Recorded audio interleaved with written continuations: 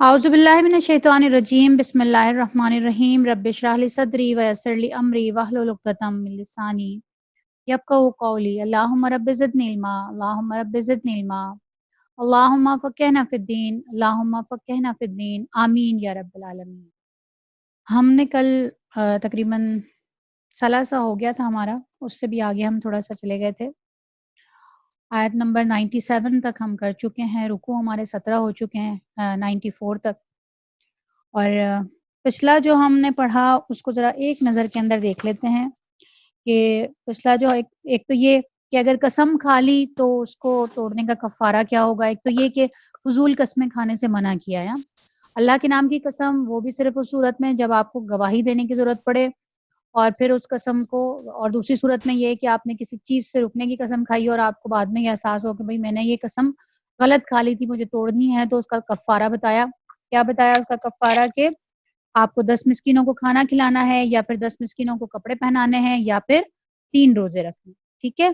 دوسرا، شراب کی حرمت کا حکم آ گیا، کلیئر ہو گیا کہ شراب حرام ہے، اور ہر طرح کا نشہ، جو چیز بھی آپ کے ذہن کو سلا دیتی ہے، گم کر دیتی ہے، آپ کو اس کیفیت سے نکال دیتی ہے، وہ حرام ہے، الا یہ کہ وہ کسی میڈیسن کے اندر ہو۔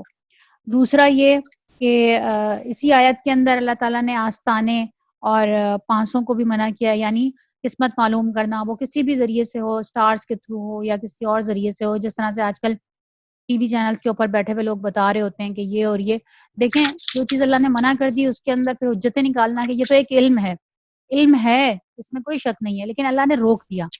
اور شراب، آستانے اور پانسے، ایک ہی آیت کے اندر تینوں کی حرمت آئی ہے، دیکھ لیں۔ اور پھر اس کے بعد یہ بھی کہا کہ حضرت عیسیٰ جو ہے وہ آخرت کے دن شرک سے برات کر لیں گے اور ان سے بھی سوال ہوگا، پورا ایک منظر دکھایا نا حضرت عیسیٰ کا کہ بعد میں اللہ تعالیٰ ان سے پوچھیں گے۔ تو اور پھر یہ بھی کہ حضرت عیسیٰ کے آنے کے بعد کوئی بھی عیسائی نہیں رہے گا، سب کے سب مسلمان ہو جائیں گے۔ اور پھر اس کے بعد کیا کہا کہ تاریخ کے جتنے بھی ادوار گزرے ہیں ان کے اندر جو بھی طاقتور قوتیں تھیں، سپر پاورز تھی، ان سب کو اللہ تعالیٰ نے نافرمانی کی وجہ سے ہلاک کر دیا۔ تو تم کیا سمجھتے ہو؟ تم سے بھی بہت بڑی بڑی طاقتور قومیں تھیں۔ ابھی آگے آئے گا، اللہ تعالیٰ فرماتے ہیں قوم عاد کی جیسی قوم تو ہم نے دنیا میں پیدا ہی نہیں کی، ان کے بھی اگر آج ہم دیکھیں تو جو اسکیلیٹن نکل رہے ہیں ان کے صرف سر کا آگے کا حصہ جو ہوتا ہے، وہ اگر آپ نے گوگل پہ کبھی دیکھا ہو، اگر نہ دیکھا ہو تو ضرور دیکھیے گا، یوٹیوب پہ دیکھ لیں، گوگل پہ دیکھ لیں سرچ کر کے، تو ان کے جو صرف سر کا بھی اسکیلیٹن ہے نا، وہ بھی اس سے بھی ہم چھوٹے ہیں، وہ بھی اگر ایک سائیڈ پہ ہماری ہائٹ کا بندہ کھڑا ہو تو دوسری سائیڈ والے کو نظر نہیں آتا۔ اسی لیے اللہ تعالیٰ نے کہا کہ وہ اتنے لمبے لمبے تھے جیسے کھجور کے تنے، اتنے قد تھے ان کے اور اتنے زوراور تھے، انہیں کو اللہ نے ایسے اٹھا کے پھینکا کہ وہ زمین پہ اس طرح پڑے ہوئے تھے جیسے سوکھے ہوئے تنے پڑے ہوئے۔ تو اللہ تعالیٰ کیا کہتا ہے کہ تاریخ کے مختلف ادوار کے اندر اللہ نے قوموں کو اس طرح سے برباد کیا، تو تم لوگ کیا ہو پھر؟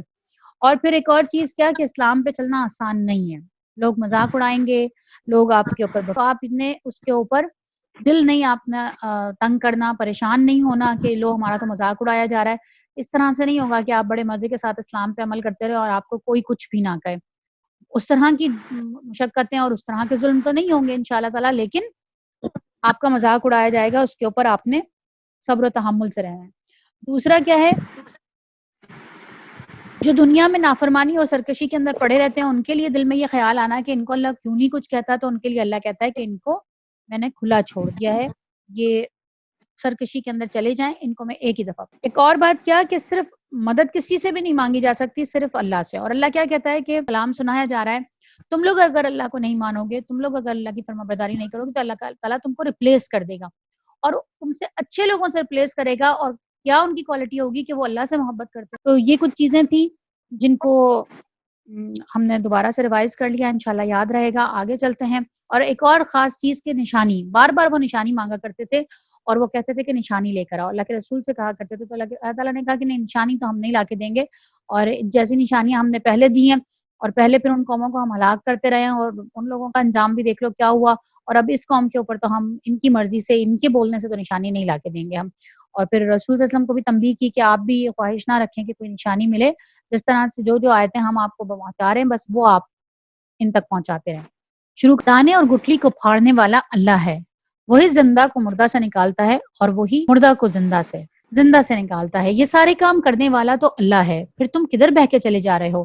پردہ شب کو چاک کر کے وہی صبح نکالتا ہے. اسی نے رات کو سکون کا وقت بنایا. اسی نے چاند اور سورج کے طلوع و غروب کا حساب مقرر کیا ہے. یہ سب اسی زبردست قدرت اور علم رکھنے والے کے ٹھہرائے ہوئے اندازے ہیں. اور وہی ہے جس نے تمہارے لیے تاروں کو صحرا اور سمندر کی تاریکیوں میں راستہ معلوم کرنے کا ذریعہ بنایا. یعنی ان تاروں سے تم قسمت معلوم کرتے ہو. اللہ نے تمہیں اس لیے کیا ہے کہ تم ڈیزرٹ کے اندر جاتے ہو، سمندر کی تاریکیوں میں ہوتے ہو، تو تمہیں راستہ معلوم ہونے کا. اس زمانے میں تو بہت تاروں کا علم بھی ہوا کرتا تھا نا. بہت لوگ ہوتے ہیں جو راستے پتہ کرتے ہیں کہ اچھا ہم آتے ہوئے یہ ستارہ ہمارے اس سائڈ پہ تھا، اب واپسی میں یہ ستارہ ہمارے اس سائڈ کے اوپر ہے. یہ پورا ایک علم ہوتا تھا. تو کیا کہا اللہ تعالیٰ نے کہ اس لیے بنایا ہے کہ راستوں کا علم معلوم کرنے کا ذریعہ ہے. دیکھو ہم نے نشانیاں کھول کھول کر بیان کر دی ہیں ان لوگوں کے لیے جو علم رکھتے ہیں. اور وہی ہے جس نے ایک متنفس سے تم کو پیدا کیا، پھر ہر ایک کے لیے ایک جائے قرار ہے اور اور ایک اس کے سونپے جانے کی جگہ. یہ نشانیاں ہم نے واضح کر دی ہیں ان لوگوں کے لیے جو سمجھ بوجھ رکھتے ہیں. اور وہی ہے جس نے آسمان سے پانی برسایا، پھر اس کے ذریعے ہر قسم کی نباتات اگائی، پھر اس سے ہرے ہرے کھیت اور درخت پیدا کیے، اور پھر ان سے تہ بر تہ چڑھے ہوئے دانے نکالے، اور کھجور کے شگوفے سے پھلوں کے گچھے پیدا کیے جو بوجھ کے مارے جھکے پڑتے ہیں. اور انگور اور زیتون اور انار کے باغ لگائے جن کے پھل ایک دوسرے سے ملتے جلتے بھی ہیں اور ہر ایک کی خصوصیات جدا جدا بھی ہیں. یہ درخت جب پھلتے ہیں تو ان کے پھل آنے اور ان کے پکنے کی کیفیت ذرا غور کی نظر سے دیکھو. ہمارے پاس تو آم آ جاتا ہے، بس ٹھیک ہے ہمیں پسند ہے ہم نے کھا لیا. ہمارے پاس انگور آ جاتا ہے ہم نے تو بڑے مزے سے کھا لیا. ہمارے پاس پائنیپل آ جاتا ہے ہمیں. اللہ کہتا ہے ان کے پکنے کی ذرا کیفیت کو غور کرو، ان کو دیکھو کہ ان کے ذائقے کیسے الگ ہیں، ان کے موسم دیکھو کیسے الگ ہیں. ایک ناریل دیکھو کہ تم اوپر سے بھی اس کو پھینکو تو وہ ٹوٹتا نہیں ہے اتنی آسانی سے، اور تم پائنیپل کو دیکھو کہ کس طرح سے اس کو تم مشکل سے کاٹتے ہو. اور دوسری طرف میں نے انگور بنایا، تم ذرا سا زور سے چھو اس کو اور اس کے آنسو نکل پڑتے ہیں، کتنا نازک ہے وہ برداشت ہی نہیں کر پاتا. تو تم ان کی ساخت کے اندر، ان کے پیدا کرنے کے اندر ذرا سا بھی غور و فکر نہیں کرتے. بار بار اللہ کہتا ہے کہ ان کی کیفیت کو ذرا غور کی نظر سے دیکھو. ان چیزوں میں نشانیاں ہیں ان لوگوں کے لیے جو ایمان لاتے ہیں. یعنی جب وہ ان چیزوں کو پاتے ہیں، ان کو دیکھتے ہیں، تو فوراً اللہ کا شکر ادا کرتے ہیں اور اللہ کی پاکی بیان کرتے ہیں، بڑائی بیان کرتے ہیں. اللہ کسی میں یہ طاقت نہیں ہے کہ وہ یہ پیدا کر سکے. ہم میں تو بالکل بھی نہیں ہے کہ ہم سوچ بھی سکیں کہ ہم اس کے جیسی کوئی چیز پیدا کر سکیں جب تک تو نہ چاہے. اور پھر اللہ کہتا ہے کہ اس پر بھی لوگوں نے جنوں کو اللہ کا شریک ٹھہرا دیا. یعنی ایک تو یہ کہ بتوں کو بناتے تھے اللہ کا شریک، اور دوسرا کیا کرتے تھے، جنات کو اللہ کا شریک بناتے تھے. حالانکہ وہ ان کا خالق ہے. اللہ تعالیٰ نے تو جنات کو پیدا کیا ہے پھر اس کے برابر کر دیتے تھے. اور حالانکہ وہ ان کا خالق ہے اور بے جانے بوجھے اس کے لیے بیٹے اور بیٹیاں تصنیف کر دی. یعنی اللہ تعالیٰ گنوا رہے ہیں کہ ان کا جو جرم ہے وہ کوئی کم نہیں ہے. جنات کو اس کا شریک بنا دیا، بتوں کو اس کا شریک بنا دیا، پھر اس کے لیے بیٹے الگ کر دیے، پھر اس کے لیے بیٹیاں الگ کر دی. حالانکہ وہ پاک اور بالا تر ہے ان باتوں سے جو یہ کہتے ہیں. وہ تو آسمان اور زمین کا بنانے والا ہے، اس کا کوئی بیٹا کیسے ہو سکتا ہے جبکہ اس کی کوئی شریک زندگی ہی نہیں ہے، اس کی کوئی بیوی تھوڑی ہے کوئی. وہ تو ان چیزوں سے پاک ہے، نہ اسے ان چیزوں کی حاجت ہے. اس نے ہر چیز کو پیدا کیا اور وہ ہر چیز کا علم رکھتا ہے. یہ ہے تمہارا رب. دیکھیں کتنا پیارا تعارف ہے نا کہ یہ تمہارا رب ہے. کتنی خوبصورتی سے اللہ تعالیٰ تعارف کرواتا ہے کہ دیکھو تم مجھ سے اب بھی محبت نہ کرو، اب بھی تمہیں مجھ پر پیار نہ ہے. یعنی تمہاری ماں اگر تمہارے لیے کوئی اچھی ڈش بنا لیتی ہے، تمہاری پسندیدہ ڈش بنا کے تمہارے سامنے رکھ دیتی ہے، تو تم اس کے گلے میں فوراً جپی ڈال کے اس کو پیار کرو، اس کا اظہار کرو. تمہیں کوئی دوست گفٹ لا کے دے دیتی ہے تو تم فوراً اس کو تھینک یو کرو اور اس کو جواب میں اچھی چیز دینے کی کوشش کرو. اور تمہارے رب نے تمہارے لیے اتنا کچھ بنایا. تمہارا رب تمہارے لیے ہر وقت کائنات میں کوئی نہ کوئی چیز بناتا چلا جا رہا ہے. ہر وقت کچھ نہ کچھ تیاری ہو رہی ہے. سردیوں کے پھل آ رہے ہیں تو گرمیوں کی تیاری ابھی سے ہو رہی ہے کہ جی گرمیوں کی پلاننگ کی جا رہی ہے. ایک موسم چاہتا نہیں ہے کہ دوسرے موسم کی پلاننگ ہو جاتی ہے. تمہارے رب کے اوپر تمہیں پیار نہیں آتا کہ وہ ہمہ وقت تمہارے لیے پلاننگ کرنے میں جتا ہوا ہے. وہ کسی لمحے فارغ نہیں بیٹھتا. تمہیں کسی وقت خیال نہیں آتا، کسی وقت تنہائی کے اندر تمہارا دل نہیں کرتا کہ تم آسمان کی طرف دیکھو اور تھینک یو اللہ کہو پیار سے، اور تم آسمان کی طرف دیکھو اور تم چپکے سے کہو کہ آئی لو یو اللہ. آپ نے اتنا کچھ میرے لیے پیدا کیا، آپ نے اتنا کچھ میرے لیے کیا اور آپ کرتے چلے جا رہے ہیں، اور میری ساری نافرمانیوں کے باوجود کبھی ایسا نہیں ہوتا کہ میں ان چیزوں سے محروم رہ جاؤں. مجھے پھر بھی یہ ساری چیزیں اسی طرح سے ملتی رہتی ہیں. تو ان سب کے باوجود کیا تمہیں کبھی پیار نہیں آتا اپنے رب کے اوپر؟ تو دیکھیں اللہ کیا کہتا ہے کہ یہ ہے تمہارا اللہ، کوئی خدا اس کے سوا نہیں ہے، ہر چیز کا خالق، لہٰذا تم اسی کی بندگی کرو. اور وہ ہر چیز کا کفیل ہے نگاہیں اس کو نہیں پا سکتی اور وہ نگاہوں کو پا لیتا ہے. کبھی بھی تم مطلب آنکھیں اس کو دیکھ نہیں سکتی، کسی میں اتنی جرأت طاقت نہیں ہے، ہمت نہیں ہے. حضرت موسیٰ نے کہا تھا کہ میں آپ کو دیکھنا چاہتا ہوں، اللہ نے کہا لن ترانی، تو مجھے نہیں دیکھ سکتے، سکت ہی نہیں ہے تم میں دیکھنے کی. قیامت کے اندر بھی انشاءاللہ تعالیٰ جنت میں جانے کے بعد بھی اللہ تعالیٰ جب ہمارے سامنے آئیں گے اور جب ہم دیکھ سکیں گے ان کو، تو وہ اس وجہ سے کہ اللہ اس وقت ہمیں وہ بصارت دے دے گا، وہ قوت اور وہ طاقت دے دے گا، تب ہم اللہ کو دیکھ سکیں گے. تو دنیا میں رہتے ہوئے تو حضرت موسیٰ نے بھی نہیں دیکھ سکے. اللہ نے کہا سامنے دیکھو، اگر یہ درخت اپنی جگہ رہ سکا تو تم مجھے دیکھ لو گے. اور اللہ تعالیٰ نے ہلکی سی تجلی ڈالی تھی، پورے کے پورے اللہ تعالیٰ خود سامنے نہیں آئے تھے، ہلکی سی تجلی ڈالی اور وہ پورا کا پورا ٹوٹ جل کے خاک ہو گیا ادھر، اور خود حضرت موسیٰ بے ہوش ہو گئے. تو اللہ نے کیا کہا کہ نگاہیں اس کو نہیں پا سکتی، جبکہ وہ نگاہوں کو پا لیتا ہے. نگاہیں کہاں دیکھ رہی ہیں، کس کو دیکھ رہی ہیں، کیا چل رہا ہے آنکھوں کے اندر، اشارے کس کی طرف کیے جا رہے ہیں، ان سب چیزوں کو وہ پا لیتا ہے. وہ نہایت باریک بین ہے اور باخبر ہے، ہر چیز کا اس کو پتا ہے. دیکھو تمہارے پاس تمہارے رب کی طرف سے بصیرت کی روشنی آ گئی ہیں. اب جو بینائی سے کام لے گا وہ اپنا ہی بھلا کرے گا، اور جو اندھا بنے گا وہ خود نقصان اٹھائے گا. سب کچھ سامنے آ چکا ہے، تمہارے سامنے آگ بھی ہے اور تمہارے سامنے ایک روشن جگہ بھی ہے. اب اگر تم آنکھیں بند کر کے چلو گے تو تم بے شک تم آگ کی طرف چلے جاؤ. اللہ نے تو تمہارے سامنے ہر چیز روشن کر دی ہے. یعنی جو نہیں عقل سے کام لے گا، جو نہیں رکے گا، وہ اندھے کے برابر ہے. یہ بار بار غور سے دیکھیے گا، پڑھیے گا ان چیزوں کو. اللہ اس کو اندھا کہتا ہے، اللہ اس کو کہیں مردہ کہتا ہے. اللہ تعالیٰ کہتا ہے کہ وہ بالکل عقل والا ہی نہیں ہے، پردہ پڑا ہوا ہے آنکھوں پر، کانوں پر اور دل پر. تو اللہ تعالیٰ کیا کہتے ہیں، خود وہ اپنا نقصان اٹھانے والا ہے جو اندھا بن کر رہے گا، اور میں تم پر کوئی پاسبان نہیں ہوں. اس طرح ہم اپنی آیات کو بار بار مختلف طریقوں سے بیان کرتے ہیں، اور اس لیے کرتے ہیں کہ یہ لوگ کہیں کہ تم کسی کو پڑھ کر آئے ہو، اور جو لوگ علم رکھتے ہیں ان پر ہم حقیقت کو روشن کر دیں. اے محمد صلی اللہ علیہ وسلم، اس وحی کی پیروی کیے جاؤ جو تم پر تمہارے رب کی طرف سے نازل ہوئی ہے. پیروی کرتے جاؤ جو تمہارے رب کی طرف سے تم پر نازل ہوئی ہے، کیونکہ اس ایک رب کے سوا کوئی اور خدا نہیں ہے. اور ان مشرکین کے پیچھے نہ پڑو. اگر اللہ کی مشیت ہوتی تو وہ خود ایسا بندوبست کر سکتا تھا کہ یہ لوگ شرک نہ کرتے. تم کو ہم نے ان پر پاسبان مقرر نہیں کیا اور نہ تم ان پر حوالہ دار ہو. اور اے ایمان لانے والو، یہ لوگ اللہ کے سوا جن کو پکارتے ہیں انہیں گالیاں نہ دو. کہیں ایسا نہ ہو کہ یہ شرک سے آگے بڑھ کر جہالت کی بنا پر اللہ کو گالیاں دینے لگیں. دیکھیں یہ بھی ایک طریقہ بتایا کہ تم ان کے خداؤں کو برا مت کہو. ان کے تو خدا جھوٹے ہیں، تم ان کو گالی دو گے ان پہ کوئی فرق نہیں پڑے گا. لیکن کہیں ایسا اگر جواب میں انہوں نے تمہارے خداؤں کو گالی دینی شروع کر دی تو تمہارا تو خدا ہے نا موجود اوپر. تو اس لیے کیا کہا کہ تم ان کے جھوٹے خداؤں کو بھی گالیاں مت دو. اور دوسری ایک اور کیا بات کہ یہ مشرکین جو ہیں تم ان کے پیچھے مت پڑو، صرف ان کو سنا دو، نصیحت کر دو. یہ مانیں گے تو ٹھیک ہے، نہیں مانیں گے تو تم نہ ان کے اوپر کوئی پاسبان ہو اور نہ تم ان پر حوالہ دار ہو. تمہارا کام صرف پہنچا دینا ہے. بار بار اللہ کے رسول کو یہی کہا جا رہا ہے کہ تم ان پر حوالہ دار نہیں ہو. اور طریقہ بھی کیا بتایا کہ ان کے خداؤں کو گالیاں مت دینا. ہم نے تو اسی طرح ہر گروہ کے لیے اس کے عمل کو خوشنما بنا دیا ہے. پھر انہیں اپنے رب ہی کی طرف پلٹ کر آنا ہے.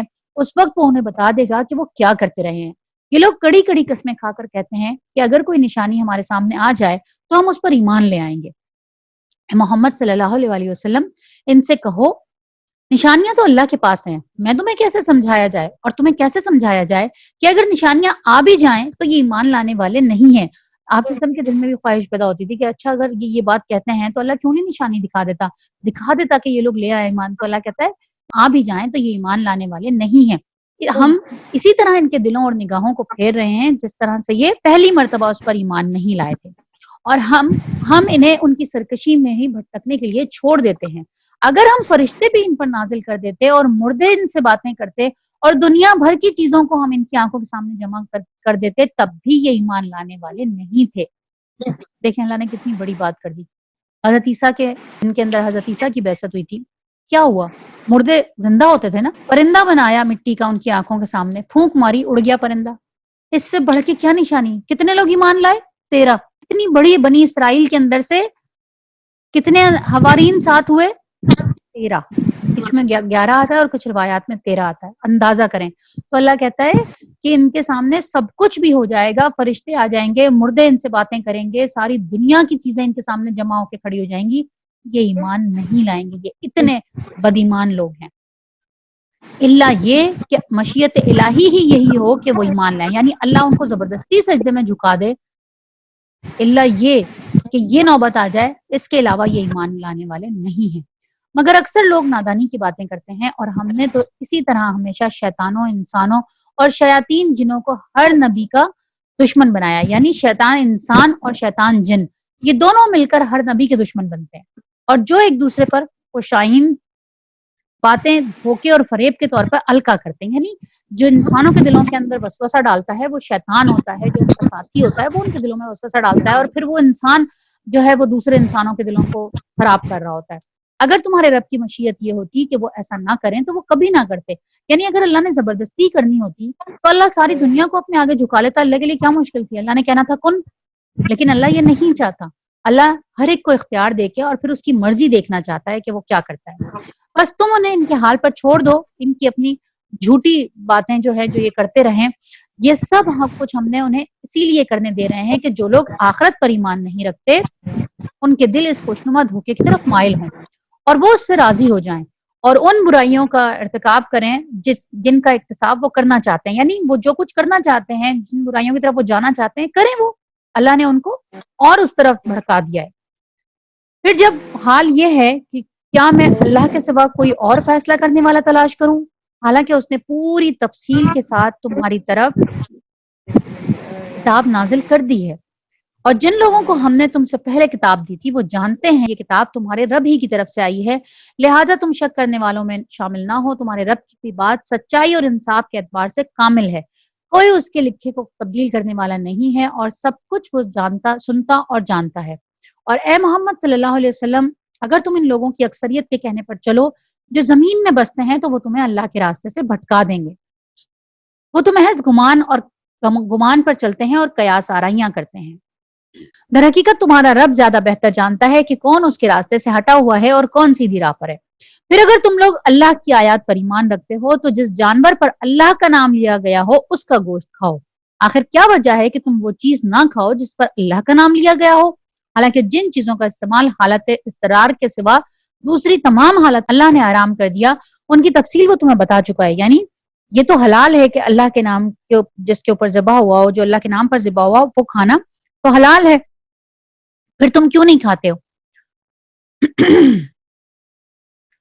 بکثرت لوگوں کا حال یہ ہے کہ علم کے بغیر محض اپنی خواہشات کی بنا پر گمراہ کن باتیں کرتے چلے جاتے ہیں۔ ان حد سے گزرنے والوں کو تمہارا رب خوب جانتا ہے، تم کھلے گناہوں سے بھی بچو اور چھپے گناہوں سے بھی۔ جو لوگ گناہ کا اکتساب کرتے ہیں اپنی اس کمائی کا بدلہ پا کر رہیں گے، اور جس جانور کو اللہ کا نام لے کر ذبح نہ کیا گیا ہو اس کا گوشت نہ کھاؤ، ایسا کرنا فسق ہے۔ شیاطین اپنے ساتھیوں کے دلوں میں شکوک و اعتراضات القا کرتے ہیں تاکہ وہ تم سے جھگڑا کریں، لیکن اگر تم نے ان کی اطاعت قبول کر لی تو یقیناً تم مشرک ہو۔ دیکھیں یہاں پہ وہ بات بھی آ گئی نا کہ جو کچھ جگہوں پر جھٹکے کا گوشت ہوتا ہے جس کے اوپر اللہ اکبر نہیں کہا جاتا یا اس طریقے سے ذبح نہیں ہوتا، وہ سب اسی زمرے میں آئے گا نا۔ ایک سوال یہاں پہ یہودی علماء کرتے تھے، جو عرب کے جاہل لوگ تھے وہ بھی نبی صلی اللہ علیہ وسلم کے پاس آیا کرتے تھے، اور ان کو ایک سوال وہ یہ کرتے تھے کہ آخر یہ کیا معاملہ ہے کہ جسے اللہ مار دے، یعنی جو خود بخود مر جائے، جس کو اللہ نے مارا وہ تو حرام ہو گیا، اور جسے ہم ماریں وہ حلال ہو جائے، یعنی ان کی سوچ یہ تھی۔ حالانکہ اس کے اندر اللہ نے ہمارے ہی لیے اس پہ بھی اگر اس کو دیکھیں میڈیکل پوائنٹ آف ویو سے بھی کہ ذبح کرنے کے اندر اس کا سارا خون جو نکل جاتا ہے تو اس خون کے نکلنے سے کتنی ہی بیماریاں ہوتی ہیں جو اس کے جسم کے اندر ہوتی ہیں وہ سب بھی نکل جاتی ہیں، یعنی میڈیکل پوائنٹ آف ویو سے بھی سب سے سیف یہ ہوتا ہے کہ آپ جو طریقہ کار مسلمان ذبح کرتے ہیں اس طریقے سے ذبح کیا ہوا جانور سب سے زیادہ بیماریوں سے پاک ہوتا ہے۔ اس کے باوجود ان کی یہ سوچ تھی کہ جو خود مر گیا، جیسے ابھی پچھلا پوری کی پوری ایک لسٹ آئی کہ جو اوپر سے گر کے مر جائے، دم گھٹ کے مر جائے، رسی سے مر جائے، وہ سب کا سب حرام ہے۔ تو یہ آگے جاہل لوگ سوال کیا کرتے تھے اللہ کے رسول سے کہ جو خود مر گیا، جس کو اللہ نے مارا وہ تو حرام، اور جسے ہم ماریں وہ حلال ہو جائے۔ تو اللہ نے کہا کہ یہ اس طرح کے سوالات کرتے ہیں، تم ان کو چھوڑ دو۔ شیاطین اپنے ساتھیوں کے دلوں میں شکوک اور اعتراضات القا کرتے ہیں تاکہ وہ تم سے جھگڑا کریں، لیکن اگر تم نے ان کی اطاعت قبول کر لی تو یقیناً تم مشرک ہو۔ اللہ کے رسول کو بھی تنبیہ کر دی کہ آپ جو ہے وہ ان کی باتوں کو غور و فکر ہی مت کیا کریں، دھیان ہی مت دیا کریں، یہ آپس میں ایک دوسرے کے دوست ہیں، ان کے دماغوں میں شیطان یہ باتیں ڈالتا ہے اور یہ آ کر آپ سے پوچھتے ہیں کیا وہ شخص جو پہلے مردہ تھا پھر ہم نے اسے زندگی بخشی اور اس کو وہ روشنی عطا کی جس کے اجالے میں وہ لوگوں کے درمیان زندگی کی راہ طے کرتا ہے، اس شخص کی طرح ہو سکتا ہے جو تاریکیوں میں پڑا ہوا ہو اور کسی طرح اس سے نکلتا ہی نہ ہو؟ کافروں کے لیے تو اسی طرح ان کے اعمال خوشنما بنا دیے گئے. یعنی آپ سوچیں کہ ایک شخص جو مردہ تھا پھر ہم نے اسے زندگی بخشی، یعنی جو آپ لوگ یہاں پہ جس طرح کی زندگی گزار رہے تھے وہ مردوں کی طرح زندگی تھی، پھر ہم نے زندگی بخشی، آپ لوگوں کو ایمان کی، نور دیا، روشنی دی، اور اب آپ لوگوں کے درمیان آپ لوگوں کے ساتھ اجالے کی زندگی بسر کر رہے ہیں. تو آپ لوگ کیا ان لوگوں کی طرح ہو سکتے ہیں کہ جو پہلے اس میں اندھیرے میں پڑے ہوئے تھے؟ نہیں تھے نا. تو بس پھر کافروں کے لیے تو ان کے اعمال خوشنما بنا دیے گئے ہیں، اور اسی طرح ہم نے ہر بستی کے اندر اس کے بڑے بڑے مجرموں کو لگا دیا، وہاں وہ اپنے مکر و فریب کا جال پھیلائیں، دراصل وہ اپنے فریب کے جال میں آپ پھنستے ہیں مگر انہیں اس کا شعور نہیں ہے. جب ان کے سامنے کوئی آیت آتی ہے تو وہ کہتے ہیں ہم نہیں مانیں گے جب تک کہ وہ چیز خود ہم کو نہ دی جائے جو اللہ کے رسول کو دی گئی ہے. اب دیکھیں آ گئی نا اصل بات. کیا کہتے تھے نبی صلی اللہ علیہ وسلم؟ تو خود ایک غریب سے آدمی تھے، وہ تو خود چرواہے بھی تھے، بکریاں بھی چراتے تھے، حضرت ختیجہ کا سامان بھی لے کے جایا کرتے تھے، یعنی وہ کوئی سردار تو نہیں تھے. تو یہ کیا کہتے تھے کہ اگر نبوت ملنی ہی تھی، اگر آنی ہی تھی تو وہ ہمیں کیوں نہیں ملی؟ ہم تو بڑے بڑے سردار یہاں پہ بیٹھے ہوئے، ان کے پاس کیوں آئی؟ اور ہم تو اس وقت تک نہیں مانیں گے جب تک یہی نبوت والی چیزیں، یہی وہی ہمارے پاس نہ آ جائے. تو اللہ فرماتا ہے اللہ زیادہ بہتر جانتا ہے کہ اپنی پیغامبری کا کام کس سے لے اور کس طرح سے لے. قریب ہے وہ وقت جب یہ مجرم اپنی مکاریوں کی پاداش میں اللہ کے ہاں ذلت اور سخت عذاب سے دوچار ہوں گے. بس یہ حقیقت ہے کہ جسے اللہ ہدایت بخشنے کا ارادہ کرتا ہے اس کا سینہ اسلام کے لیے کھول دیتا ہے. اسی لیے ہم جو پڑھتے ہیں نا رب اشرح لی صدری، اللہ ہمارے سینے کو کھول دے، یہ بہت پیاری دعا ہے. اور یہ اسی لیے ہے کہ جس کا سینہ اسلام کے لیے کھل جائے وہ پھر گمراہی کے راستے سے ہٹ جاتا ہے، اس کو ہر بات بالکل کلیئر سمجھ آتی ہے، ہر چیز جو وہ سنتا ہے اس کو لگتا ہے میرے دل میں اتر رہی ہے. یہ اللہ کا اس پر بہت بڑا کرم ہے. اس کے اوپر بھی اللہ کو تھینک یو کہا کریں، اس کے اوپر بھی اللہ کو آئی لو یو کہا کریں، چپکے سے آسمان کی طرف دیکھ کے اللہ کو شکریہ ادا کیا کریں. آپ ہی کے جیسے، میرے ہی جیسے لوگ ہیں بہت سارے جن کو ایک لفظ سمجھ نہیں آتا، جو سمجھنا بھی نہیں چاہتے، جو ایتھسٹ بنے ہوئے، جو مسلمان گھروں میں پیدا ہوئے لیکن اب بری راہ پر چلے گئے، ایسی راہ پر جس سے واپسی کا کوئی راستہ ہی نہیں ہے. تو یہ بھی اللہ کا بہت بڑا شکر ہے، اللہ کا احسان ہے کہ اس نے ہمارے سینوں کو اسلام کے لیے کھول دیا. یہ اللہ کی بہت بڑی بلیسنگ ہے. زندگی بھر بھی اس کا شکر ادا کرتے رہیں تو ادا نہیں ہوگا کہ اللہ نے ہمارے سینوں کو اسلام کے لیے کھول دیا ہے. ہمیں بات سمجھ آتی ہے، ہمارے دلوں میں اترتی ہے. ہم جب پڑھتے ہیں، ہم کبھی تنہائی میں بیٹھ کے اللہ کو یاد کرتے ہیں تو ہماری آنکھیں بہنے لگتی ہیں. یہ اللہ کا کرم ہے کہ اللہ تعالیٰ نے ہمارے دلوں کو اس طرح سے کھول دیا ہے. اللہ کہتا ہے اور جسے گمراہی میں ڈالنے کا ارادہ کر دیتا ہے اس کے سینے کو تنگ کر دیتا ہے، اس کو کچھ نہیں سمجھ آتی اس کا، اور ایسا بھینچتا ہے کہ اسلام کے تصور کرتے ہی اسے یوں معلوم ہوتا ہے گویا اس کی روح آسمان کی طرف پرواز کر رہی ہے. یعنی جیسے ہی اسے لگتا ہے کہ اچھا مجھے اب یہ کام بھی کرنا پڑے گا، اس کو لگتا ہے جیسے اس کی جان ہی نکل گئی ہو. اس کو کچھ بھی سمجھ نہیں آتا. اسلام کا ایک لفظ بھی اس کے سامنے بیان کیا جائے، اللہ کی کوئی بات بھی اس کے سامنے بیان کی جائے تو اس کو لگتا ہے جیسے میرا سینہ گھٹ رہا ہے. تو یہ کون ہے؟ جسے اللہ نے گمراہی کی طرف ڈالنے کا ارادہ کر لیا ہو. یہ بہت بڑی بات ہے کہ اللہ تعالیٰ کہتا ہے کہ جسے اللہ نے گمراہی میں ڈالنے کا ارادہ کر لیا اس کے سینے کو اللہ تنگ کر دیتا ہے. ایسا نہ ہو کہ اللہ ہمارے سینوں کو تنگ کر دے ہمارے رویوں کو دیکھ کر، اور پھر اس کا سینہ ایسے بھیجتا ہے کہ اسلام کا تصور کرتے ہی اسے یوں معلوم ہونے لگتا ہے گویا اس کی روح آسمان کی طرف پرواز کر رہی ہے.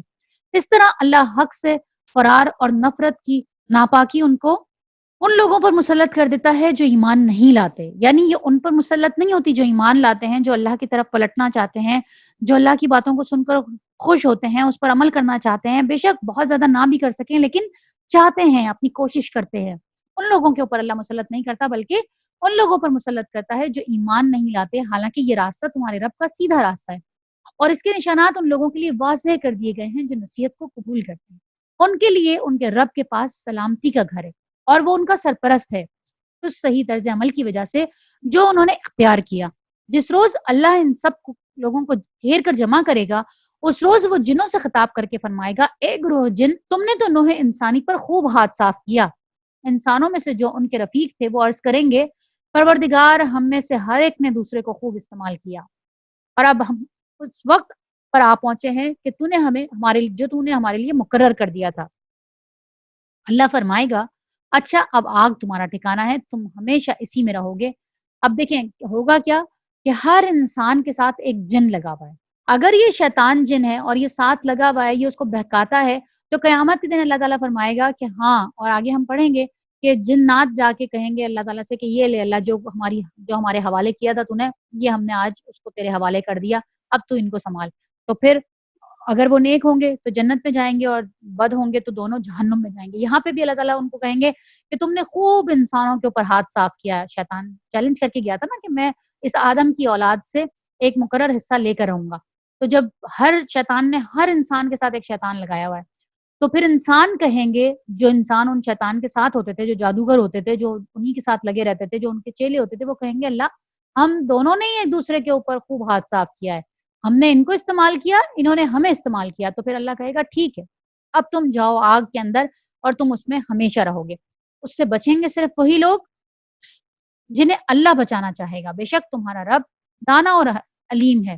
دیکھو اس طرح ہم آخرت میں ظالموں کو ایک دوسرے کا ساتھی بنائیں گے اس کمائی کی وجہ سے جو وہ دنیا میں ایک دوسرے کے ساتھ مل کر کرتے تھے. اس موقع پر اللہ ان سے یہ بھی پوچھے گا کہ اے گروہ جن و انس، کیا تمہارے پاس خود تم ہی میں سے وہ پیغمبر نہیں آئے تھے جو تم کو میری آیات سناتے اور اس دن کے انجام سے ڈراتے؟ وہ کہیں گے ہاں ہم اپنے خلاف خود گواہی دیتے ہیں. آج دنیا کی زندگی نے ان کو دھوکے میں ڈال رکھا ہے. یعنی اس وقت وہ کیا کہیں گے؟ خود کہیں گے ہاں ہم خود اپنے خلاف گواہی دیتے ہیں. مگر اس وقت وہ خود اپنے خلاف گواہی دیں گے کہ وہ کافر تھے. یہ شہادت ان سے اس لیے لی جائے گی کہ یہ ثابت ہو جائے کہ تمہارا رب بستیوں کو ظلم کے ساتھ تباہ کرنے والا نہ تھا جبکہ ان کے باشندے حقیقت سے ناواقف ہوں. یعنی ایسا نہیں تھا کہ اللہ نے کسی بستی کو ایسے ہلاک کر دیا وہاں پہ کوئی نبی بھیجا ہی نہیں. جب تک اللہ کوئی کسی بستی میں کوئی نبی نہ بھیج دے، وہاں پر علم نہ پہنچ جائے، سب کچھ علم آ جانے کے باوجود وہ نافرمانی کریں، پھر اللہ ان کو ہلاک کر دیتا ہے.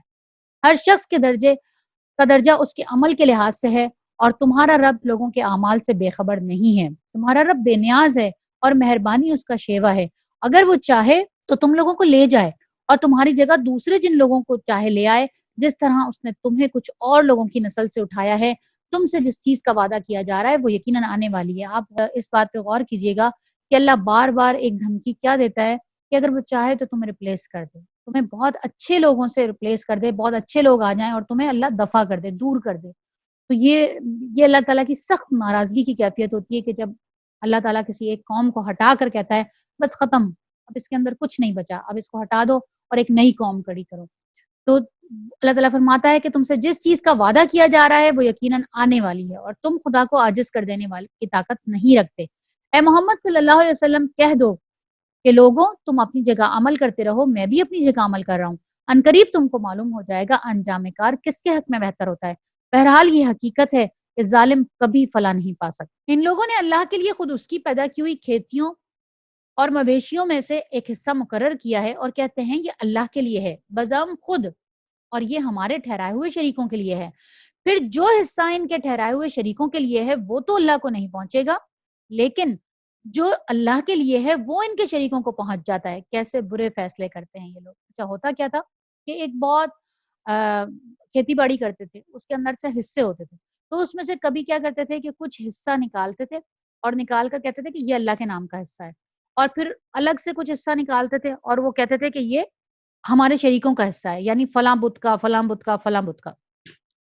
پھر اس کے بعد کیا کرتے کہ اگر ان کے شریکوں کا حصہ کچھ کم ہو جاتا تو اللہ کے حصے میں سے نکال کے اس کو پورا کر لیتے تھے، لیکن کبھی بھی یہ نہیں کرتے تھے کہ اللہ کے حصے میں سے اگر کچھ گر جائے، کچھ کم ہو جائے تو اس میں اپنے شریکوں کا حصہ نکال کے اس میں سے پورا کر دیں. حالانکہ اللہ کو تو پتہ ہے کہ یہ شریکوں کا حصہ جو نکالتے ہیں وہ نکالنا ہی غلط ہے، لیکن اللہ یہاں پر ان کی چال بازی کا ذکر کرتے ہوئے کہتے ہیں کہ جو اللہ کے نام پہ نکالتے ہیں وہ تو نکال کر اس میں سے تو نکال کر اپنے شریکوں کا پورا کر دیتے ہیں، لیکن کبھی بھی اپنے شریکوں والے حصے میں سے نکال کر اللہ کو پورا نہیں کرتا. کیسے برے فیصلے کرتے ہیں یہ لوگ، یعنی ان کی حرکتیں کتنی بری ہیں، یہ کیا چال بازیاں کرتے ہیں یہ. اور اسی طرح بہت سے مشرکوں کے لیے ان کے شریکوں نے اپنی اولاد کے قتل کو خوشنما بنا دیا تاکہ وہ ان کو ہلاکت میں مبتلا کریں اور ان پر ان کے دین کو مشتبہ کر دیا. یہاں پر کیا مطلب کہ ان تینوں چیزوں کا، ایک تو یہ کہ لڑکیوں کا قتل کرتے تھے اس خیال سے کہ کوئی ان کا داماد نہ بنے یا قبائلی لڑائیوں میں وہ دشمن کے ہاتھ نہ پڑیں، یعنی ان کی بیٹیاں کوئی اٹھا کر نہ لے جائے اور وہ شرمندگی کا باعث بنے. اور دوسرا یہ تھا کہ بچوں کا قتل اس خیال سے کہ ان کی پرورش کا بار نہ اٹھایا جائے، زر معاش کی کمی کے سبب وہ ناقابل بوجھ برداشت کریں. اور تیسرا یہ تھا کہ وہ اپنے معبودوں کی خوشنودی کے لیے بھینٹ چڑھاتے. اللہ تعالیٰ فرماتا ہے کہ یہ کیا کر رہے ہیں، یعنی یہ اپنی اولاد کا ہی قتل ان کو خوشنما بنا دیا تاکہ وہ ان کو ہلاکت میں مبتلا کریں اور ان پر ان کے دین کو مشتبہ بنا دے، یعنی شک میں مبتلا کر دے. اگر اللہ چاہتا تو یہ ایسا نہ کرتے، لہٰذا انہیں چھوڑ دو کہ یہ اپنی جھوٹ بازیوں کے اندر لگے رہیں. یعنی اگر اللہ ان کو زبردستی روکنا چاہتا تو روک سکتا تھا، لیکن اللہ ان کو زبردستی نہیں روکنا چاہتا. اللہ نے ان کو اختیار دیا ہوا ہے، یہ جو چاہیں کریں، اللہ ان کو ایک ہی دفعہ پکڑے گا. کہتے ہیں کہ یہ جانور اور یہ کھیت محفوظ ہیں، انہیں صرف وہی لوگ کھا سکتے ہیں جنہیں ہم کھلانا چاہیں، حالانکہ یہ پابندی ان کی خود ساختہ ہے. پھر کچھ جانور ہیں جن پر سواری اور بردباری کا حرام کر دی گئی ہے، اور کچھ جانور ہیں جن پر اللہ کا نام نہیں لیتے. یہ سب کچھ انہوں نے اللہ پر جھوٹ گھڑا ہے. عنقریب اللہ ان کی ان جھوٹ بازیوں کا بدلہ دے گا. یعنی کچھ جانور ہیں جو چھوڑ دیتے ہیں کہ ان کے اوپر سواری نہیں ہوگی، ان کو ہم نے منت کے طور پہ چھوڑ دیا، اور فلاں جیسے ہم پیچھے بھی پڑھ کے گئے ہیں. تو اللہ کہتا ہے کہ اور یہ کہتے ہیں کہ جو کچھ ان جانوروں کے پیٹ میں ہے یہ ہمارے مردوں کے لیے مخصوص ہے اور ہماری عورتوں پر حرام ہے. یہ ان کے عقائد تھے جن کی تفصیل سے اللہ تعالیٰ نے بیان کیا ہے. لیکن اگر وہ مردہ ہو تو دونوں اس کے کھانے میں شریک ہو سکتے ہیں. یعنی اگر وہ زندہ پیدا ہوگا بچہ تو وہ صرف ہمارے مرد کھائیں گے، ہماری عورتوں کے لیے وہ کھانا حرام ہے. لیکن اگر وہ بچہ مردہ پیدا ہوا تو پھر اس کے کھانے میں سب شریک ہو سکتے ہیں. یہ باتیں جو انہوں نے گھڑ لی ہیں ان کا بدلہ انہیں دے کر رہے گا اللہ. یقیناً وہ حکیم ہے اور سب باتوں کی اسے خبر ہے. خسارے میں پڑ گئے یقیناً وہ لوگ جنہوں نے اپنی اولاد کو جہالت اور نادانی کی بنا پر قتل کیا اور اللہ کے دیے ہوئے رزق کو اللہ پر جھوٹ گھڑ کر حرام کر لیا. یقیناً وہ بھٹک گئے اور وہ ہرگز راہ راست پانے والوں میں سے نہ تھے. اگر کوئی اپنی اولاد کو اس ڈر سے، خوف سے کہ یہ مطلب پریگننسی ہو گئی اور وہ جا کے اس ڈر سے ابارشن کروا کر آ جائے کہ ہم اس کو کھلائیں گے کہاں سے، تو یہ بھی قتل ہے اور یہ حرام ہے، سختی سے منع ہے. اس سے پہلے آپ نے جو احتیاط کرنی ہے کر لیں، لیکن اگر بچہ پریگننسی ہو گئی ہے تو اس کو مارنے کی بالکل اجازت نہیں، حرام ہے، وہ قتل ہوتا ہے جو ماں باپ کے ذمہ ہوگا. وہ اللہ ہی ہے جس نے طرح طرح کے باغ اور پاکستان اور نخلستان پیدا کیے، کھیتیاں اگائیں جس سے قسم قسم کے معقولات حاصل ہوتے ہیں، زیتون اور انار کے درخت پیدا کیے جن کے پھل صورت میں مشابہ اور مزے میں مختلف ہوتے ہیں. کھاؤ ان کی پیداوار جبکہ یہ پھلیں، یعنی یہ جب پک جائیں تو پھر کھاؤ ان کی پیداوار کو اور اللہ کا حق ادا کرو. جب ان کی فصل کاٹو تو حد سے نہ گزرو کہ اللہ حد سے گزرنے والوں کو پسند ہی نہیں کرتا. پھر وہی ہے جس نے مویشیوں میں سے وہ جانور بھی پیدا کیے جن سے سواری اور بردباری کا کام لیا جاتا ہے، اور وہ بھی جو کھانے اور بچھانے کے کام آتے ہیں. کھاؤ ان چیزوں میں سے جو اللہ نے تمہیں بخشی ہیں اور شیطان کی پیروی نہ کرو، وہ تمہارا کھلا دشمن ہے. یہ 8 نر اور مادہ ہیں، 2 بھیڑ کی قسم سے اور 2 بکری کی قسم سے. اے محمد صلی اللہ علیہ وسلم ان سے پوچھو کہ اللہ نے ان کے نر حرام کیے یا ان کی مادہ، یا وہ بچے جو بھیڑوں کے اور بکریوں کے پیٹ میں ہوں. ٹھیک علم کے ساتھ مجھے بتاؤ اگر تم سچے ہو. اور اسی طرح سے 2 اونٹ کی قسم سے ہیں اور 2 گائے کی قسم سے. پوچھو ان کے نر اللہ نے حرام کیے یا ان کی مادہ، یا وہ بچے جو اونٹنی اور گائے کے پیٹ میں ہوں. کیا تم اس وقت حاضر تھے جب اللہ ان کے حرام ہونے کا تمہیں حکم دے رہا تھا؟ پھر اس شخص سے بڑھ کر ظالم اور کون ہوگا جو اللہ کی طرف منسوب کر کے جھوٹی بات کہے. یعنی تمہیں کس نے کہا کہ یہ حلال اور حرام ہے؟ تم موجود تھے وہاں پہ جو تم یہ باتیں کرتے ہو، تو یہ جھوٹی بات ہے نا جو تم اللہ کی طرف منسوب کرتے ہو. تو اس شخص سے بڑھ کر اور ظالم کون ہوگا جو اللہ کی طرف منسوب کر کے جھوٹی بات کہے تاکہ علم کے بغیر لوگوں کی غلط رہنمائی کرے. ابھی دیکھ لیں، یہ بھی ایک بات کہ جس کے بارے میں آپ کو نہیں پتا، چاہے آپ نے کتنا بھی علم حاصل کر لیا، چاہے آپ نے کتنا بھی پڑھ لیا، لیکن اگر کسی چیز کے بارے میں آپ کو علم نہیں ہے تو کسی کو غلط راہ کی طرف ترغیب دینا یا غلط جواب دینے سے بہتر ہے آپ کہیں مجھے نہیں پتا، میں اس بارے میں نہیں جانتی، یا میں اس کے بارے میں علم حاصل کر کے یا پڑھ کر یا جان کر پھر بتا سکتی ہوں، میں ابھی اس کا جواب نہیں دے سکتی. یہ زیادہ بہتر ہے کہ بغیر علم کے لوگوں کی غلط رہنمائی کرے. یقیناً اللہ ایسے ظالموں کو راہ راست نہیں دکھاتا. اے محمد صلی اللہ علیہ وسلم ان سے کہو کہ جو وحی میرے پاس آئی ہے اس میں تو کوئی چیز بھی ایسی نہیں پاتا، میں کوئی ایسی چیز نہیں پاتا جو کسی کھانے والے پر حرام ہو. یعنی میرے پاس جو وحی آ رہی ہے، میرے پاس جو شریعت آ رہی ہے، اس کے اندر تو میں ایسی کوئی چیز نہیں پاتا جو تم نے بتائی ہے کہ زندہ پیدا ہوگا تو سب کھا سکتے ہیں اور زندہ پیدا ہوگا تو صرف مرد کھا سکتے ہیں، الا یہ کہ وہ مردار ہو، بہایا ہوا خون ہو، سور کا گوشت ہو، وہ ناپاک ہے یا فسق ہو کہ اللہ کے سوا کسی اور کے نام پر ذبح کیا گیا ہو.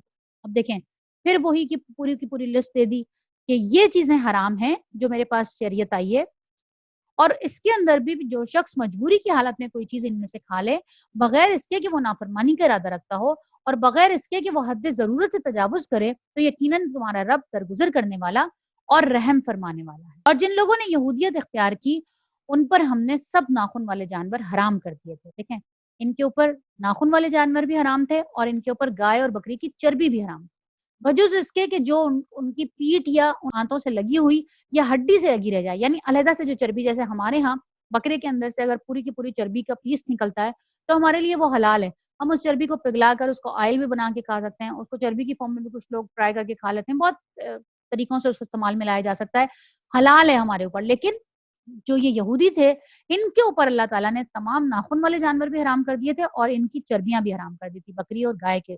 یہ ہم نے ان کی سرکشی کی سزا کے طور پہ کیا، اور یہ جو کچھ ہم سے کہہ رہے ہیں بالکل سچ کہہ رہے ہیں، یعنی اللہ تعالیٰ نے کہہ رہا ہے کہ یہ جو باتیں یہ ہم تمہیں بتا رہے ہیں یہ بالکل سچ ہیں۔ اب اگر وہ تمہیں جھٹلائیں تو ان سے کہہ دو کہ تمہارے رب کا دامن رحمت وسیع ہے اور مجرموں سے اس کے عذاب کو پھیرا نہیں جا سکتا۔ یہ مشرک لوگ تمہاری ان باتوں کے جواب میں ضرور کہیں گے کہ اگر اللہ چاہتا تو ہم شرک نہ کرتے اور نہ ہمارے باپ دادا اور نہ ہم کسی چیز کو حرام ٹھہراتے۔ ایسی ہی باتیں بنا کر ان سے پہلے کے لوگوں نے بھی حق کو جھٹلایا تھا، یہاں تک کہ آخرکار ہمارے عذاب کا مزہ انہوں نے چکھ لیا۔ ان سے کہو کیا تمہارے پاس کوئی علم ہے جسے ہمارے سامنے پیش کر سکو؟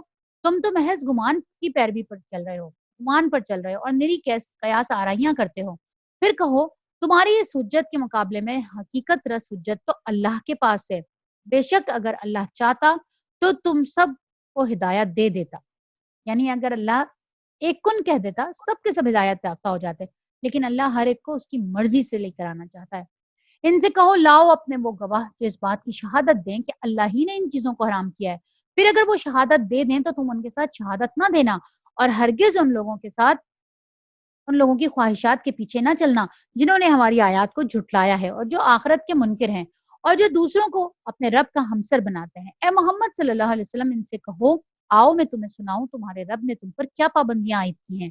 اب یہ پوری کی پوری ایک لسٹ ہے، دیکھ لیجیے گا اس لسٹ کے اندر کون کون سی چیزیں ہیں جو اللہ نہ کرے کہ ہم اس کے اوپر پورے اترتے ہوں یا کوئی بھی ایک حصہ ہمارے اندر بھی پایا جاتا ہے۔ سب سے پہلا ایک یہ کہ اس کے ساتھ کسی کو شریک نہ کرو، شرک اللہ کو کسی صورت بھی پسند نہیں۔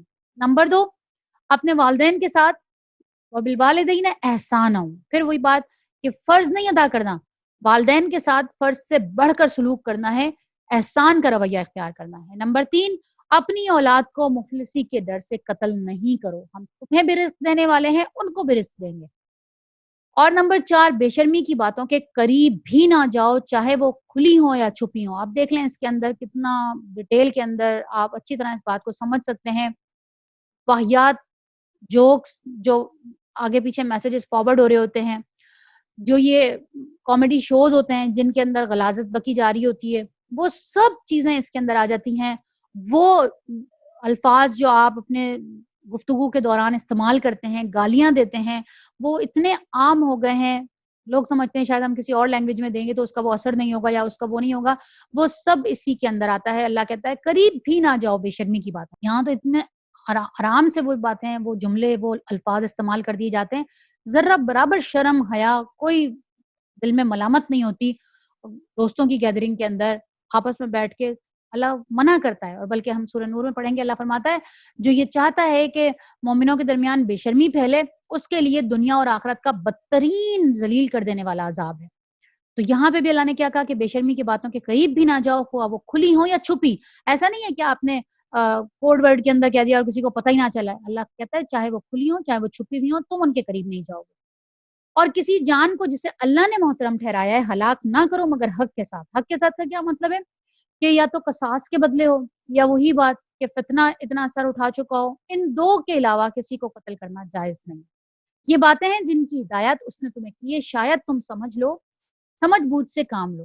اور نمبر 6 کیا؟ اور یہ کہ یتیم کے مال کے قریب بھی نہ جاؤ مگر ایسے طریقے سے جو بہترین ہو، جو اللہ نے بتایا ہے طریقہ، یہاں تک کہ وہ جوان ہو جائے، بڑا ہو جائے۔ اور ناپ تول میں پورا انصاف کرو، ہم ہر شخص پر ذمہ داری کا اتنا ہی بار رکھتے ہیں جتنا اس کے امکان میں ہے۔ ناپ تول میں یعنی ہر چیز کے اندر پورا پورا تولو، بات کرتے ہوئے بھی جو بات پوری کرنی ہے، مبہم نہیں چھوڑنی۔ یہ ناپ تول کا مطلب صرف یہ نہیں ہے کہ صرف آپ نے کوئی چیز کلو کی تھی اور وہ 1.5 کلو تول دی اور آدھا کلو کم کر لیا۔ یہ زندگی کے ہر معاملے میں ناپ تول ہے۔ آپ نے کوئی بات کہنی تھی، مکمل بات کہیں، مبہم نہ چھوڑیں۔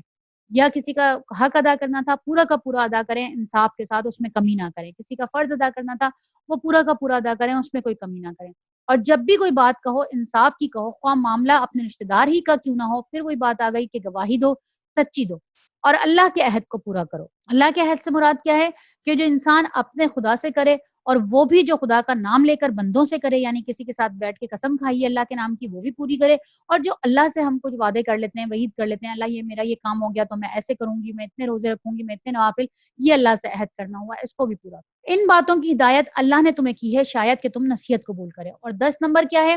نیز اس کی ہدایت یہ ہے کہ یہی میرا سیدھا راستہ ہے، لہٰذا تم اسی پر چلو اور دوسرے راستوں پر نہ چلو، وہ اس کے راستے سے ہٹا کر تمہیں پراگندہ کر دیں گے۔ یہ ہے وہ ہدایت جو تمہارے رب نے تمہیں کی ہے، شاید کہ تم کجروی سے بچو، یعنی دوسرے غلط راستوں کی طرف جانے سے تم بچ جاؤ گے اگر تم نے ان موٹی موٹی 10 باتوں کو فالو کر لیا۔ پھر ہم نے موسیٰ کو کتاب عطا کی تھی جو بھلائی کی روش اختیار کرنے والے انسان پر نعمت کی تکمیل اور ہر ضروری چیز کی تفصیل اور سراسر ہدایت اور رحمت تھی، اور اس لیے بنی اسرائیل کو دی گئی تھی کہ شاید لوگ اپنے رب کی ملاقات پر ایمان لائیں۔ اور اسی طرح یہ کتاب ہم نے نازل کی ہے، ایک برکت والی کتاب، بس تم اس کی پیروی کرو اور تقوی کی روش اختیار کرو، بعید نہیں کہ تم پر رحم کیا جائے گا۔ اب تم یہ نہیں کہہ سکتے کہ کتاب تو ہم سے پہلے کے 2 گروہوں کو دی گئی تھی اور ہم کو تو کچھ بھی خبر نہیں تھی، یعنی یہ کن کو کہا جا رہا ہے؟ یہ اہل مکہ کو کہا جا رہا ہے، مشرکین کو کہا جا رہا ہے جن کے پاس کوئی کتاب نہیں تھی، کہ کہیں ایسا نہ ہو کہ تم یہ کہنے لگتے کہ ہم سے جو پہلے 2 گروہ آئے تھے، یہودی اور نصارہ، ان کو تو کتاب ملی تھی، ہمارے پاس تو کوئی کتاب تھی نہیں، تو پھر ہمیں کس چیز کی پکڑ میں پکڑا جا رہا ہے؟ دیکھو اب تمہیں بھی کتاب دے گئی ہے، اب تم بھی صاحب کتاب ہو گئے ہو، تم یہ نہ کہو کہ ہم کو تو کچھ خبر نہ تھی کہ وہ کیا پڑھتے پڑھاتے ہیں، اور اب تم یہ بہانہ بھی نہیں بنا سکتے کہ اگر ہم پر کتاب نازل کی گئی ہوتی تو ہم ان سے زیادہ راسترو ثابت ہوتے، یعنی ہم ان سے زیادہ سیدھے راستے پر چلنے والے ہوتے۔ تمہارے پاس تمہارے رب کی طرف سے ایک دلیل روشن اور ہدایت اور رحمت آ گئی ہے، اب اس سے بڑھ کر ظالم کون ہوگا جو اللہ کی آیات کو جھٹلائے اور ان سے منہ موڑے؟ جو لوگ ہماری آیات سے منہ موڑتے ہیں انہیں اس روح گردانی کی پاداش میں ہم بدترین سزا دے کر رہیں گے۔ کیا اب یہ لوگ اس بات کے منتظر ہیں؟ دیکھیں یہ دوبارہ آئی ہے، یہ بات پہلے آ چکی ہے یہ، کیا اب لوگ اس بات کے منتظر ہیں کہ وہ ان کے سامنے فرشتے آ کر کھڑے ہوں، یا تمہارا رب خود ہی آ جائے، یا تمہارے رب کی بعض سری نشانیاں نمودار ہو جائیں؟ جس روز تمہارے رب کی بعض مخصوص نشانیاں نمودار ہو جائیں گی، پھر کسی ایسے شخص کو اس کا ایمان کچھ فائدہ نہیں دے گا۔ یہ کن کا ذکر ہے؟ کہ جب ایک نشانی سورج مشرق سے طلوع ہونے کے بجائے مغرب سے طلوع ہوگا، سے ایک روایت ہے کہ اللہ کے رسول صلی اللہ علیہ وسلم نے فرمایا کہ ہر شام سورج جو ہے وہ اللہ کے حضور جا کے سجدے کی اجازت چاہتا ہے، ہر شام اس کو مغرب کے وقت سجدے کی اجازت دے دی جاتی ہے، یہ جا کے مغرب کے اندر طلوع ہو جاتا غروب ہو جاتا ہے، اور پھر جب قیامت کے قریب جب اس کی ایک نشانی پیدا ہونے کا وقت آئے گا اور یہ جائے گا اور جا کر اللہ کے حضور اجازت مانگے گا کہ مجھے سجدے کی اجازت دی جائے، تو اس کو حکم دیا جائے گا کہ واپس وہیں پلٹ جا جہاں سے آیا ہے، یعنی اس کو سجدے کی اجازت نہیں دی جائے گی اور حکم ملے گا کہ واپس چلے جاؤ۔ تو لوگ یہ سمجھیں گے کہ مغرب ہونے کو ہے اور اب رات ہو جائے گی، لیکن ہوگا کیا کہ یہ واپس اسی جگہ سے طلوع ہونا شروع ہو جائے گا، اور لوگوں کے اوپر رات ہونے کے بجائے دوبارہ صبح ہو جائے گی اور ایک دم سورج دوبارہ سے طلوع ہوگا، اور یہ وہ دن ہوگا جب توبہ کا آخری دن ہوگا۔ اب اگر کسی کو کوئی دیکھے، لوگ دیکھیں گے، لوگ پہچان جائیں گے کہ قیامت کی ایک نشانی اور پوری ہو گئی، مشرق سے واپس سورج طلوع ہو رہا ہے اور رات ہونے کے بجائے پھر صبح ہو رہی ہے، تو وہ دن ہوگا جب توبہ بند ہو جائے گی، اس دن توبہ قبول نہیں ہوگی، اس سے پہلے پہلے جس نے توبہ کر لی وہ توبہ قبول ہو جائے گی، اور پھر یہی وہ دن ہوگا کیونکہ یہ رات نہیں ہوگی، اب یہ صبح ہو جائے گی، اسی دن پھر صبح کے وقت زمین سے ایک جانور نکلے گا جو لوگوں کے منہ پر مارے گا اور منافقین کو ہانکتا ہوا لے جائے گا۔ یہ جانور ہوگا اور اس جانور کو دیکھ کر بھی لوگ پہچان لیں گے کہ ہاں یہ زمین سے دابت الارض قرآن میں کہا گیا ہے، آگے ذکر آئے گا کہ یہ زمین سے جانور نکلے گا، منہ سے بول رہا ہوگا اور لوگ اس کو پہچان جائیں گے، اور یہ 2 نشانیاں پیدر پہ نمودار ہوں گی۔ یہ وہ نشانیاں ہوں گی کہ ان کے آنے کے بعد پھر ایسے شخص کا ایمان اس کو کوئی فائدہ نہیں دے گا جو پہلے ایمان نہ لایا ہو یا جس نے اپنے ایمان میں کوئی بھلائی نہ کمائی ہو۔ اے محمد صلی اللہ علیہ وسلم ان سے کہہ دو اچھا تم انتظار کرو، ہم بھی انتظار کریں۔ جن لوگوں نے اپنے دین کو ٹکڑے ٹکڑے کر دیا اور گروہ گروہ بن گئے، یقیناً ان سے تمہارا کچھ واسطہ نہیں، ان کا معاملہ تو اللہ کے سپرد ہے، وہی ان کو بتائے گا کہ انہوں نے کیا کچھ کیا ہے۔ جو اللہ کے حضور نیکی لے کر آئے گا اس کے لیے 10 گنا اجر ہے، دیکھیں یہ بھی اللہ کی کتنی بڑی رحمت ہے، کتنا اب اس بات کے اوپر بھی کیا اللہ کے اوپر پیار نہیں آنا چاہیے، اللہ سے محبت نہیں بڑھنی چاہیے کہ جو اللہ کے حضور ایک نیکی لے کر آئے گا اس کے لیے 10 گنا اجر ہے۔ اب اگر اصولاً دیکھا جائے تو جو بدی لے کر آئے اس کے لیے بھی 10 گنا بدی کا گناہ ہونا چاہیے، لیکن اللہ اتنا پیارا ہے اپنے بندوں کے ساتھ کہ جو بدی لے کر آئے گا اس کو بس اتنا ہی بدلہ دیا جائے گا۔ دیکھیں کتنی پیارا اس کا طریقہ ہے، کس لیے میرے بندے زیادہ سے زیادہ رہائی پا سکیں، جہنم سے رہائی پا سکیں۔ جتنا اس نے قصور کیا ہو اتنا ہی اسے بدلہ دیا جائے گا اور کسی پر ظلم نہ کیا جائے گا۔ اے محمد صلی اللہ علیہ وسلم کہو میرے رب نے بالیقین مجھے سیدھا راستہ دکھایا ہے، بلکہ ٹھیک دین جس میں کوئی ٹیڑھ نہیں، ابراہیم کا طریقہ جسے یکسو ہو کر اس نے اختیار کیا تھا اور وہ مشرکوں میں سے نہ تھا۔ کہو میری نماز، میرے تمام مراسم عبودیت، میرا جینا، میرا مرنا، سب کچھ اللہ رب العالمین کے لیے ہے جس کا کوئی شریک نہیں۔ یہ بہت پیاری دعا ہے نا قربانی کرتے ہوئے جو ہم پڑھتے ہیں، قل ان صلاتی و نسکی و محیای و مماتی للہ رب العالمین۔ میرا جینا مرنا، میری قربانی، میری عبادت، ہر چیز اللہ کے لیے ہے جس کا کوئی شریک نہیں، اسی کا مجھے حکم دیا گیا ہے اور سب سے پہلے سر اطاعت جھکانے والا میں ہوں۔ کہو کیا میں اللہ کے سوا کوئی اور رب تلاش کروں؟ حالانکہ وہی ہر چیز کا رب ہے، ہر شخص جو کچھ کماتا ہے اس کا ذمہ دار وہ خود ہے، کوئی بوجھ اٹھانے والا دوسرے کا بوجھ نہیں اٹھاتا۔ پھر تم سب کو اپنے رب کی طرف پلٹنا ہے، اس وقت وہ تمہارے اختلافات کی حقیقت تم پر کھول دے گا۔ وہی ہے جس نے تم کو زمین میں خلیفہ بنایا اور تم میں سے بعض کو بعض کے مقابلے میں زیادہ بلند درجے دیے تاکہ جو کچھ تم کو دیا ہے اس میں تمہاری آزمائش کرے۔ بے شک تمہارا رب سزا دینے میں بھی بہت تیز ہے اور بہت درگزر کرنے والا بھی اور رحم فرمانے والا بھی ہے۔ صدق اللہ العظیم۔ الحمدللہ ہماری سورہ نام بھی مکمل ہو گئی، اللہ کا بہت شکر ہے۔ اور اب سورہ آراف کی طرف چلتے ہیں۔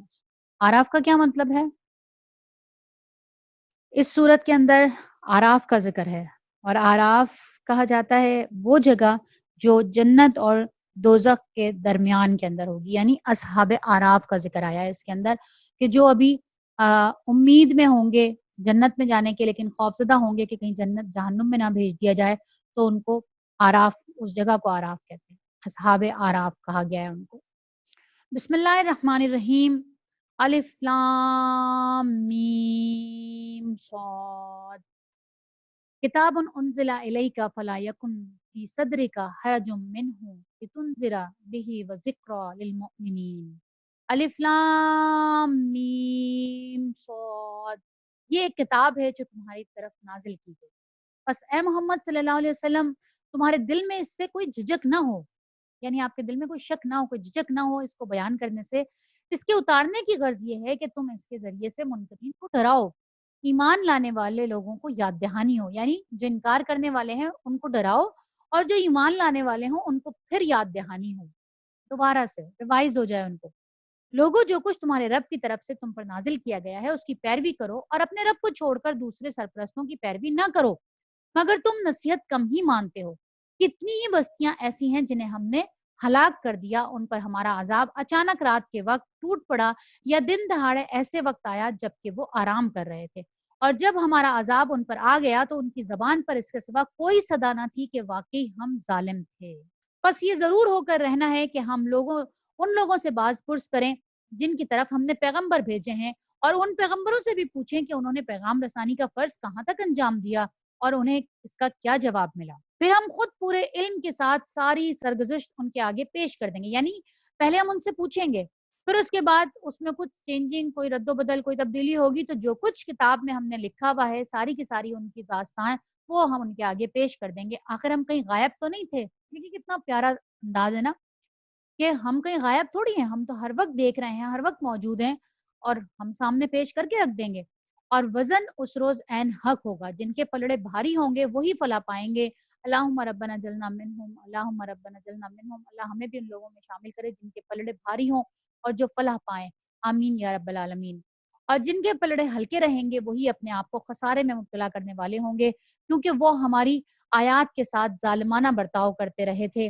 ہم نے تمہیں زمین میں اختیارات کے ساتھ بسایا اور تمہارے لیے یہاں سامان زیست فراہم کیا، مگر تم لوگ کم ہی شکر کرتے ہو۔ دیکھیں اللہ تعالیٰ کیا کہہ رہا ہے، میں نے تمہارے لیے کیا کچھ پیدا کیا، کیسے تمہارا خیال رکھا، کیسے تمہارے مزاجوں کا بھی خیال رکھا، لیکن تم کیا کرتے ہو؟ بہت تھوڑے سے لوگ ہیں جو شکر ادا کرتے ہیں. حضرت عمر ایک مرتبہ بازار سے گزر رہے تھے.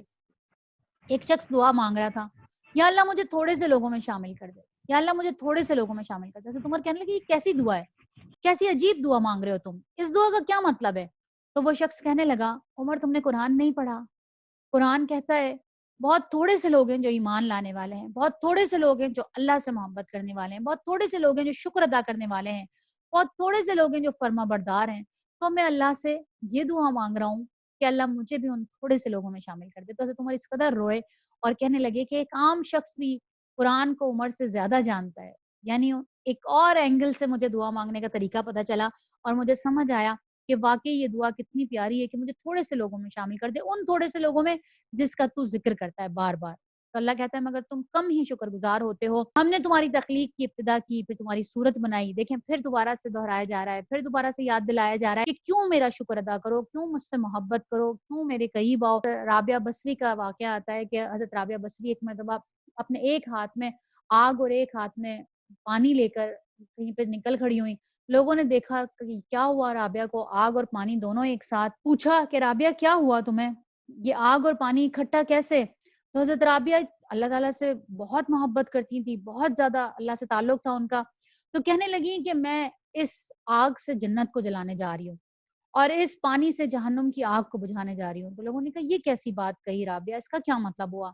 تو کہنے لگی کہ کوئی بھی جنت کے لالچ کے اندر اللہ کی عبادت یا اللہ کے قریب نہ جائے اور جہنم کے خوف سے نہ جائے, وہ تو ہے ہی اس لیے, وہ رب تو ہے ہی اس قابل کہ اس سے محبت کی جائے, اس کے قریب جایا جائے, اس کو بڑا مانا جائے, اس سے عشق کیا جائے.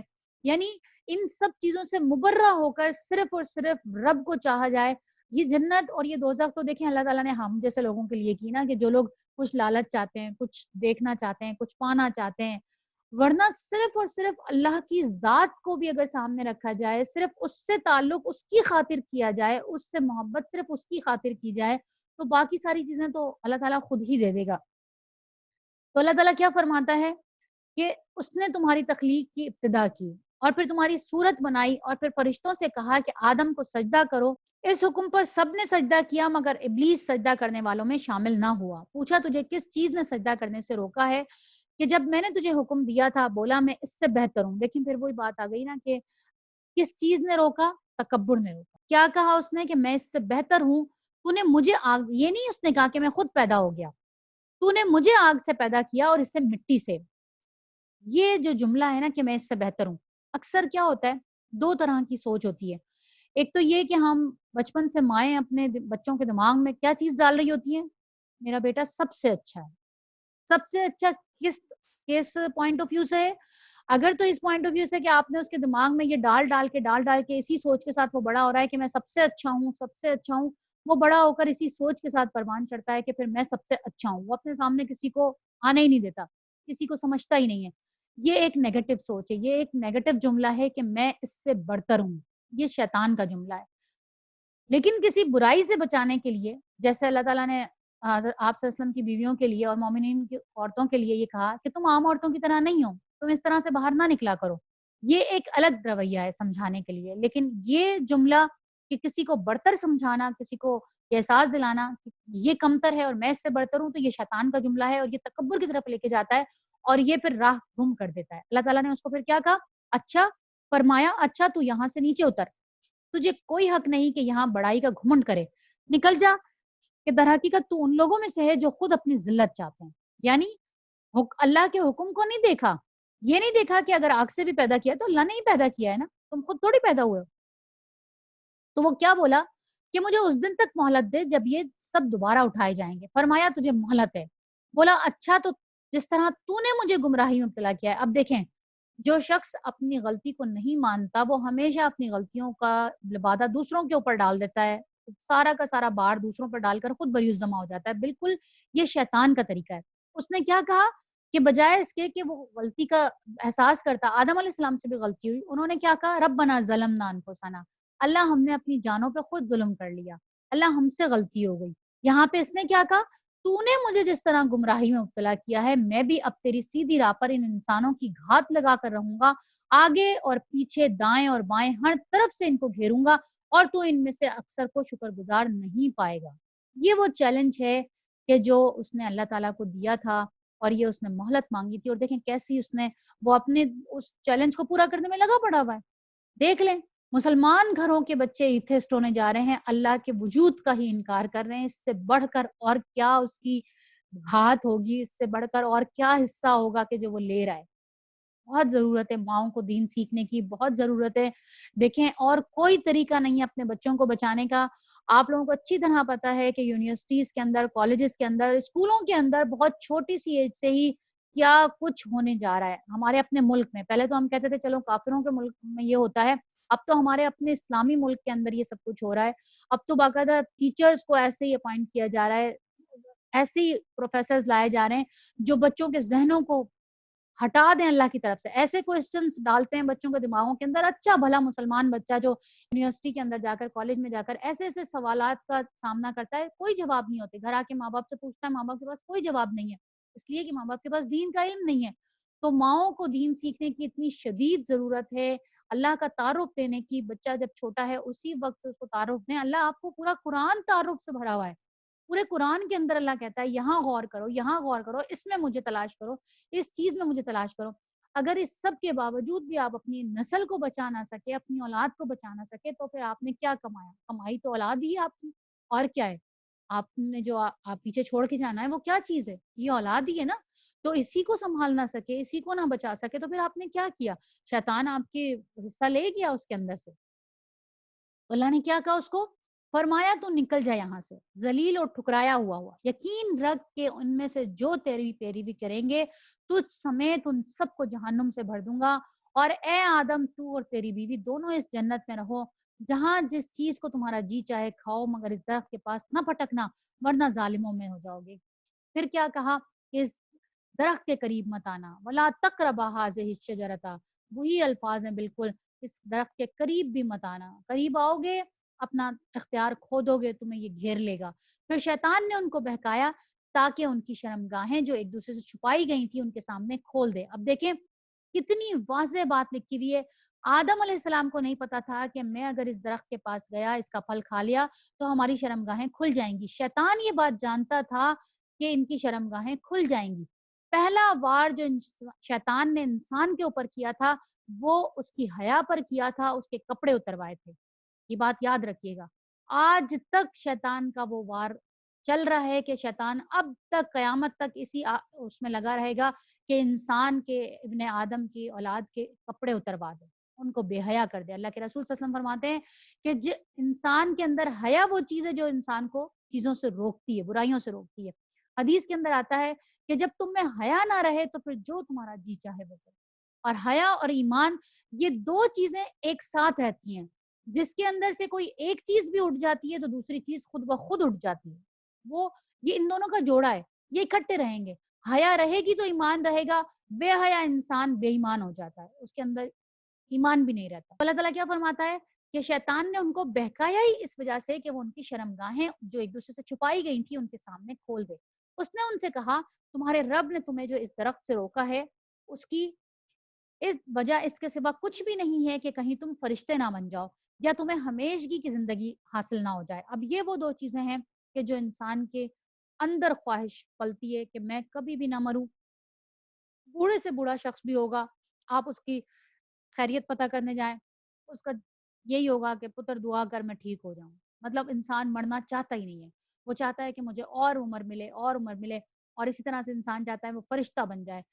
تو اس نے قسم کھا کر ان سے کہا کہ میں تمہارا سچا خیر خواہ ہوں، بار بار یقین دلایا، اور اس طرح سے وہ دھوکہ دے کر ان دونوں کو رفتہ رفتہ اپنے ڈھب پر لے آیا۔ ایک دم سے نہیں مانے تھے، بار بار قسمیں کھائیں، بار بار گیا، بار بار بہکایا، اور پھر ان کو رفتہ رفتہ دونوں کو ایک تو یہ چیز ختم ہو گئی۔ ابھی پچھلے دنوں بھی میں کہیں دیکھ رہی تھی، ایک صاحب نے کہیں کمنٹ کیا ہوا تھا، وہی بائبل والی روایت کہ اما حوا نے بہکایا اور یہ سانپ کی شکل میں آیا تھا، اور پھر اما حوا نے آدم علیہ السلام کو بہکایا۔ ایسا کچھ نہیں تھا۔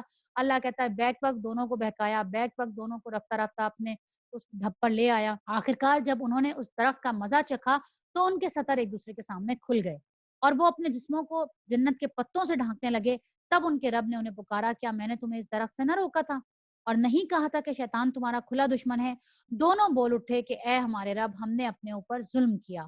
اب اگر تو نے ہم سے درگزر نہ فرمایا اور رحم نہ کیا تو یقیناً ہم تباہ ہو جائیں گے۔ یہ دعا قبول ہوئی ہوئی دعا ہے۔ قرآن کے اندر جو دعائیں آتی ہیں انبیاء کی بھی اور ویسے بھی وہ قبول ہوئی ہوئی دعائیں ہیں، ان کو یاد کرنے کا اور ان کو بار بار دہرانے کا اہتمام کرنا چاہیے، اسی نیت سے کہ اللہ پاک آپ نے اپنے پیارے بندوں کی دعا قبول کی تھی، یہ توبہ قبول کی تھی، ہماری بھی دعا قبول کیجیے۔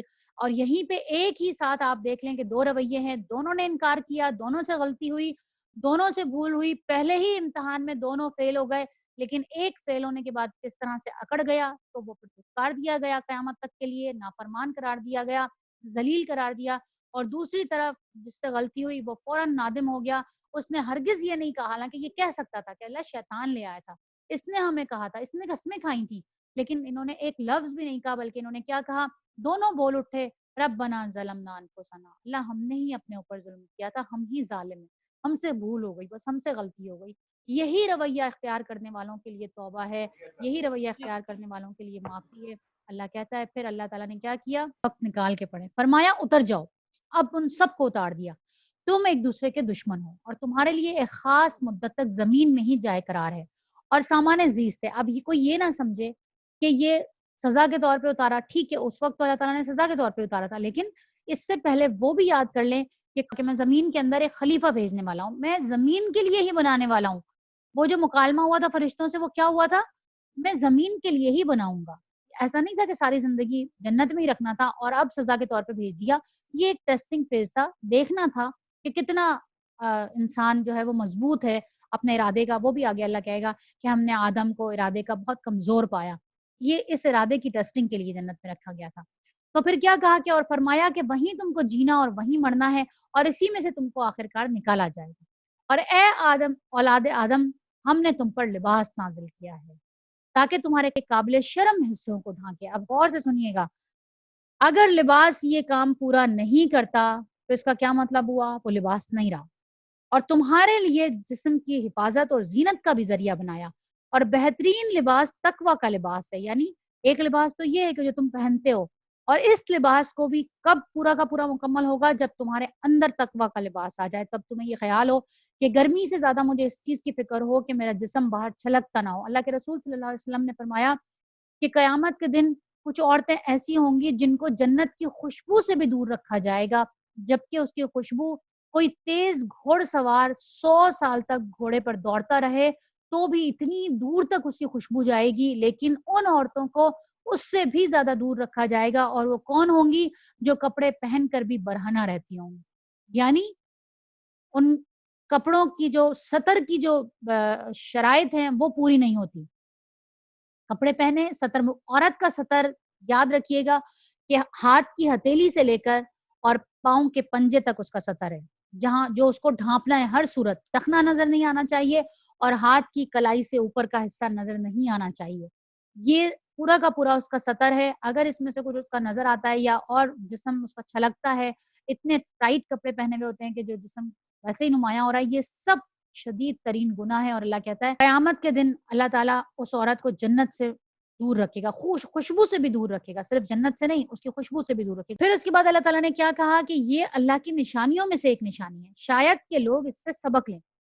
پھر اس کے بعد ایک اور خاص حکم دیا جا رہا ہے، دیکھیں غور سے دیکھیں سنیں، اے بنی آدم ایسا نہ ہو کہ شیطان پھر تمہیں اسی فتنے میں مبتلا کر دے جس طرح اس نے تمہارے والدین کو جنت سے نکلوایا تھا اور ان کے لباس ان پر سے اتروا دیے تھے تاکہ ان کی شرمگاہیں ایک دوسرے کے سامنے کھولے، وہ اور اس کے ساتھی تمہیں ایسی جگہ سے دیکھتے ہیں جہاں سے تم انہیں نہیں دیکھ سکتے۔ ان شیاطین کو ہم نے ان لوگوں کا سرپرست بنا دیا ہے جو ایمان نہیں لاتے، یعنی ایسا نہ ہو کہ پھر شیطان دنیا کے اندر تمہارے اس طرح سے کپڑے اتروانا شروع کر دے اور تمہیں احساس ہی نہ ہو۔ اور یہ بھی ہمیں بتایا کہ جب تم کپڑے تبدیل کرو تو تم بسم اللہ پڑھ لیا کرو، یا وہ جو دعا ہے اللہم انی اعوذ بک من الخبث والخبائث، یہ تمام دعائیں کس لیے ہیں؟ کیونکہ یہ شیاطین تمہیں وہاں سے دیکھتے ہیں جہاں سے تم انہیں نہیں دیکھ سکتے، یعنی ہم ان کو نہیں دیکھ سکتے، یہ ہمیں دیکھ سکتے ہیں۔ تو اللہ تعالیٰ کیا فرماتا ہے کہ تم اس چیز کا تو بہت ہی خیال رکھنا کہ یہ شیطان دوبارہ تمہارے ساتھ یہ وار نہ کر دے۔ اور آپ دیکھ لیں آج کل کیا ہو رہا ہے، آج کل تو فیشن ہی ایسے لائے جا رہے ہیں کہ جس کے اندر جسم پورا کا پورا برہنہ ہوتا ہے، تو یہ بہت ہی بری چیز ہے، بہت ہی برا کام ہے، جنت کے قریب بھی نہیں لایا جائے گا ایسے لوگوں کو۔ یہ لوگ جب کوئی شرمناک کام کرتے ہیں تو کہتے ہیں کہ ہم نے اپنے باپ دادا کو اسی طریقے پر پایا ہے، اور اللہ ہی نے ہمیں ایسا کرنے کا حکم دیا۔ ان سے کہو اللہ بے حیائی کا حکم کبھی نہیں دیا کرتا۔ کیا تم اللہ کا نام لے کر وہ باتیں کہتے ہو جن کے متعلق تمہیں علم ہی نہیں ہے کہ اللہ کی طرف سے ہے؟ اے محمد صلی اللہ علیہ وسلم ان سے کہو میرے رب نے تو راستی کا اور انصاف کا حکم دیا ہے، اور اس کا حکم تو یہ ہے کہ ہر عبادت میں اپنا رخ ٹھیک رکھو اور اسی کو پکارو، اپنے دین کو اسی کے لیے خالص رکھ کر۔ جس طرح اس نے تمہیں اب پیدا کیا ہے اسی طرح تم پھر دوبارہ پیدا کیے جاؤ گے۔ ایک گروہ کو تو اس نے سیدھا راستہ دکھایا ہے، مگر دوسرے گروہ پر گمراہی چسپاں ہو کر رہ گئی ہے، کیونکہ انہوں نے خدا کے بجائے شیاطین کو اپنا سرپرست بنا لیا ہے، اور وہ سمجھ رہے ہیں کہ ہم سیدھی راہ پر ہیں۔ اے بنی آدم، ہر عبادت کے موقع پر اپنی زینت سے آراستہ رہو۔ دیکھیں یہ کتنی پیاری بات ہے، یہ ہمیں پتہ ہی نہیں ہے۔ ہر عبادت کے موقع پر اپنے آپ کو اچھا سا تیار ہو کر آئیں۔ اللہ کے پاس جب آئیں اچھی سے نماز پڑھنے جائیں، اچھے سے تیار ہو کر جائیں۔ ہمارا کیا حال ہوتا ہے، کچن سے سڑے ہوئے آ رہے ہیں، پسینوں کے اندر بھرے ہوئے ہیں، حالت بری ہو رہی ہے، فٹافٹ وضو کی انہی کپڑوں کے اندر، یا ایک چادر بس علیحدہ سے رکھی ہوئی ہے، بس اسی کو اوڑھا اور بس فوراً سے نماز پڑھ لی۔ اللہ کا حق ہے، اس نے آپ کے لیے زینت اتاری ہے، وہ چاہتا ہے کہ آپ اچھے سے تیار ہو کر ریڈی ہو کر آئیں۔ آپ کسی کے پاس میٹنگ میں بھی جاتے ہیں، کسی سے ملنے بھی جاتے ہیں، تو آپ کیا کر کے جاتے ہیں؟ بڑے اچھے سے کہ میں اچھا لگوں۔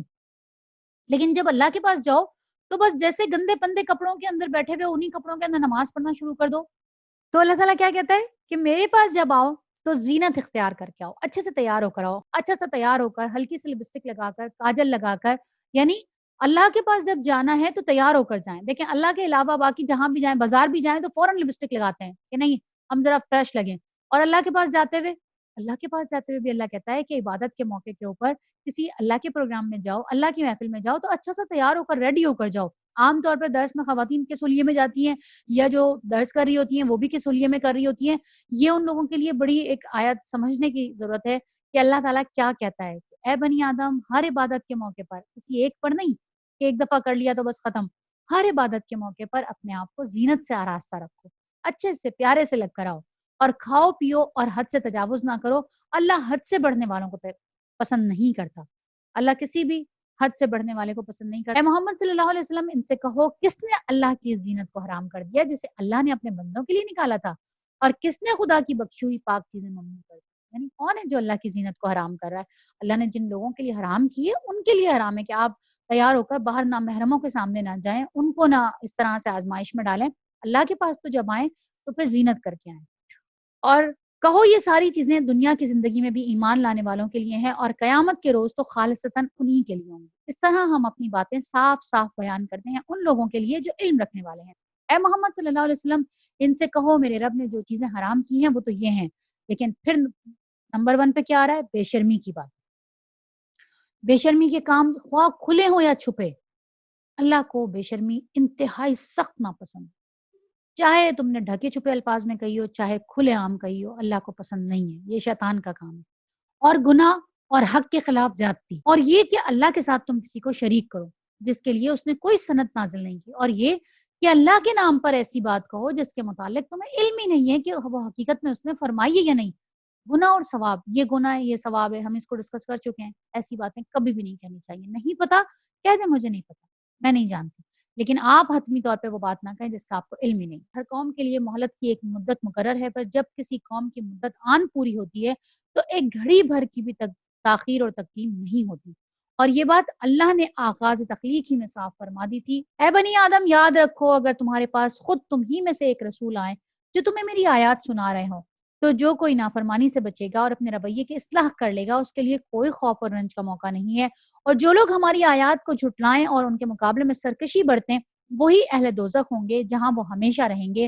ظاہر ہے کہ اس سے بڑا ظالم اور کون ہوگا جو بالکل جھوٹی باتیں گھڑ کر اللہ کی طرف منسوب کرے یا اللہ کی سچی آیات کو جھٹلائے۔ ایسے لوگ اپنے نوشتہ تقدیر کے مطابق اپنا حصہ پاتے رہیں گے، یہاں تک کہ وہ گھڑی آ جائے گی جب ہمارے بھیجے ہوئے فرشتے ان کی روحیں قبض کرنے کے لیے پہنچیں گے۔